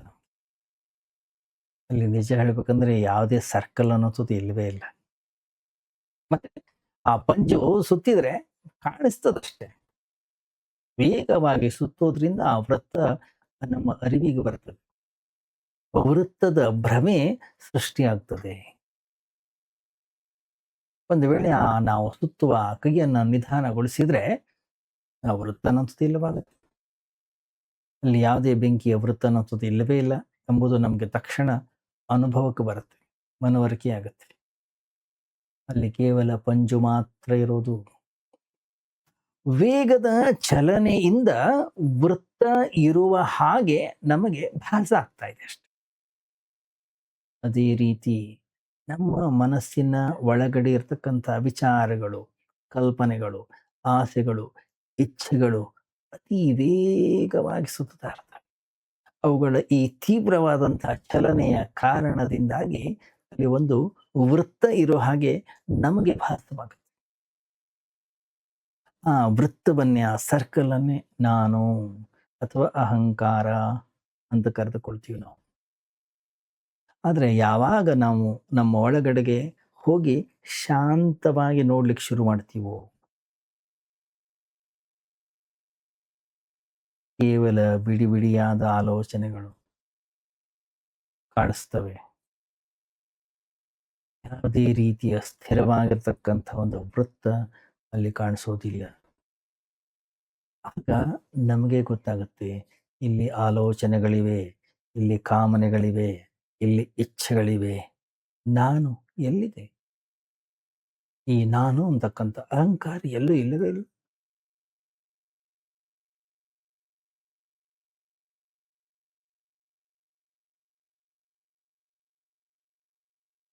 ಯಾವಾಗ ಈ ನಾನು ಅನ್ನೋದು ಇಲ್ಲ ಅನ್ನೋದು ನಮಗೆ ಕಾಣಿಸ್ತದೆಯೋ, ಆ ಕ್ಷಣದಲ್ಲಿ ಅಹಂಕಾರದ ಕೇಂದ್ರವೇ ಮುರಿದು ಹೋಗುತ್ತೆ. ಆಕಾಶದಲ್ಲಿ ಮೋಡಗಳು ಕರಗಿ ಹೊಗೆ ಹಾಗೆ ಹರಡಿ ಹೋಗೋ ಹಾಗೆ, ಯಾವ ಅಹಂಕಾರದ ಮೇಲೆ ನಾವು ನಮ್ಮ ಇಡೀ ಜೀವನವನ್ನ ನಡೆಸ್ತಾ ಇದ್ದೇವೋ, ಯಾವುದನ್ನ ಗಟ್ಟಿಯಾಗಿ ಹಿಡ್ಕೊಂಡು ಕೂತ್ಕೋ, ಅದೇ ಕರಗಿ ಹೋಗುತ್ತೆ. ಆಗ ಆ ಕರಗಿದ ಹೊಗೆಯ ಕೆಳಗೆ ನಮಗೆ ಆತ್ಮದ ನಿಜವಾದ ಭೂಮಿಕೆ ಸಿಗ್ತದೆ. ಎಲ್ಲಿಯವರೆಗೆ ಈ ಮನುಷ್ಯ ಈ ಸುಳ್ಳು ಅಹಂಕಾರದ ವೃತ್ತದಲ್ಲಿ ಬಂಧಿಯಾಗಿದ್ದಾನೋ, ಅಲ್ಲಿಯವರೆಗೆ ಅವನ ದೃಷ್ಟಿ ಆಳಕ್ಕೆ ಹೋಗೋದಿಲ್ಲ.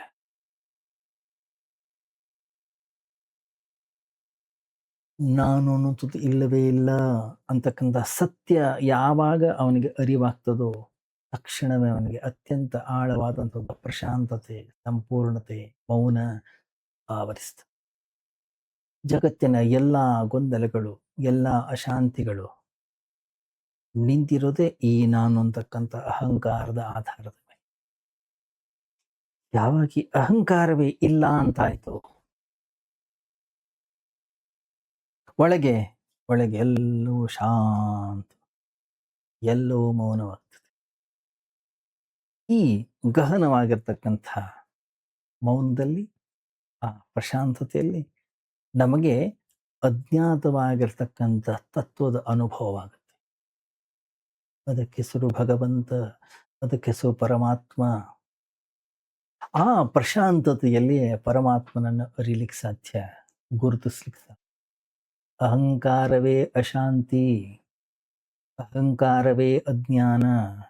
ಎಲ್ಲಿ ಅಹಂಕಾರ ಅನ್ನೋದು ಇಲ್ಲ, ಅಲ್ಲಿ ಸತ್ಯ ಪ್ರಕಟವಾಗ್ತದೆ.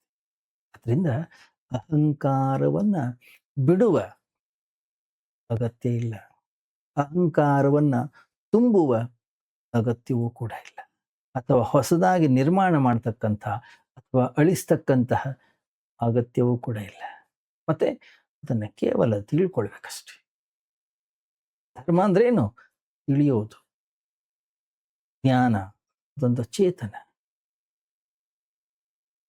ಯಾವಾಗ ಇದರ ಜಾಗೃತಿ ಅನ್ನುವಂಥದ್ದು ನನ್ನ ಅಂತಃಕರಣದ ಒಳಗಡೆಗೆ ಮೂಡ್ತದೋ,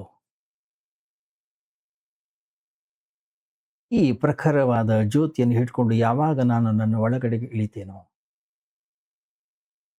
ನನ್ನ ನೋವಿಗೆ ಕಾರಣವಾದಂಥ, ನನ್ನ ದುಃಖಕ್ಕೆ ಕಾರಣವಾದಂಥ, ನನ್ನ ಬಂಧನಕ್ಕೆ ಕಾರಣವಾಗಿರ್ತಕ್ಕಂಥ, ನನ್ನ ಸುತ್ತಲೂ ಕೂಡ ಗೋಡೆಯ ಹಾಗೆ ನಿಂತ್ಕೊಂಡಿದ್ದಂಥ ಆ ಅಹಂಕಾರ ಇಲ್ಲವಾಗುತ್ತೆ. ಇದೇ ಮುಕ್ತಿ. ಇದೇ ನಿಜವಾದ ಜ್ಞಾನ. ಮುಂದುವರಿಯುತ್ತೆ ನಾಳೆ ಚಿಂತನೆ. ಓಂ ಸರ್ವೇ ಭವಂತು ಸುಖಿನಃ, ಸರ್ವೇ ಸಂತು ನಿರಾಮಯಾಃ, ಸರ್ವೇ ಭದ್ರಾಣಿ ಪಶ್ಯಂತು ಮಾ ಕಶ್ಚಿತ್ ದುಃಖಭಾಗ್ ಭವೇತ್.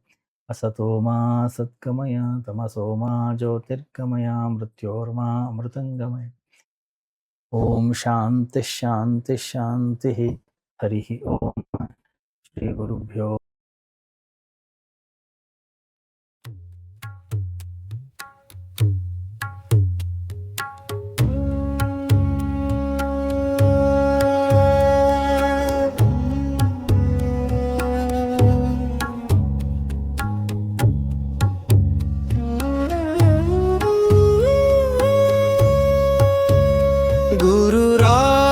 ಸಿದ್ಧಾರೂರ ಸಮರ್ಥ ಬೆಳಗುವೆ ನಾರುತಿಯ, ಗುರುವರ ಬೆಳಗುವೆ ನಾರತಿಯ. ಗುರುರಾಜ ಸಿದ್ಧಾರೂರ ಸಮರ್ಥ ಬೆಳಗುವೆ ನಾರುತಿಯ, ಗುರುವರ ಬೆಳಗುವೆ ನಾರತಿಯ. ಮೋಕ್ಷಾಪೇಕ್ಷೆಗೆ ತತ್ವಂ ಪದದಾರ್ಥವ ಬೋಧಿಸಿದಿ, ಗುರುವರಾರ್ಥವ ಬೋಧಿಸಿದಿ. ಮೋಕ್ಷಾವಾಹನ ಶಂಕರ ನಾಮೋ ಚಾರವ ಮಾಡಿಸಿದಿ, ಗುರುವರ ಉಚ್ಚಾರವ ಮಾಡಿಸಿದಿ.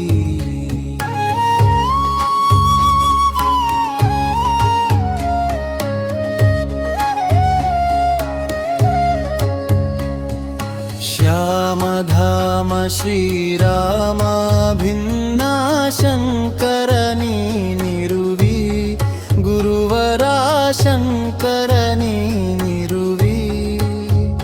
ಕಾಮ ಕ್ರೋಧವ ನಾಶಿಸಿ ಜಗದುಳು ಶಾಂತಿಯ ಬೀರಿದಿ, ಗುರುವರ ಶಾಂತಿಯ ಬೀರಿದಿ. ಚರಣ ಭಜಕರ ದುರಿತದುಂದವ ತ್ವರಿತದಿ ನಾಶಿಸಿದಿ, ಗುರುವರ ತ್ವರಿತದಿ ನಾಶಿಸಿದಿ. ವರಭೃಲತಾಪುರ ದೈವದಿಂದಲಿ ನಿರುತದಿ ವಾಸಿಸಿದಿ, ಗುರುವರ ನಿರುತದಿ ವಾಸಿಸಿದಿ.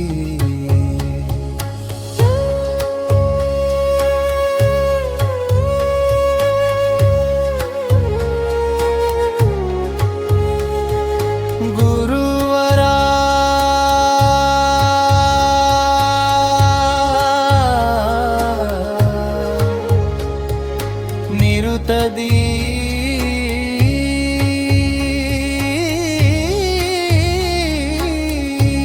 ವಾಸಿಸಿದಿ.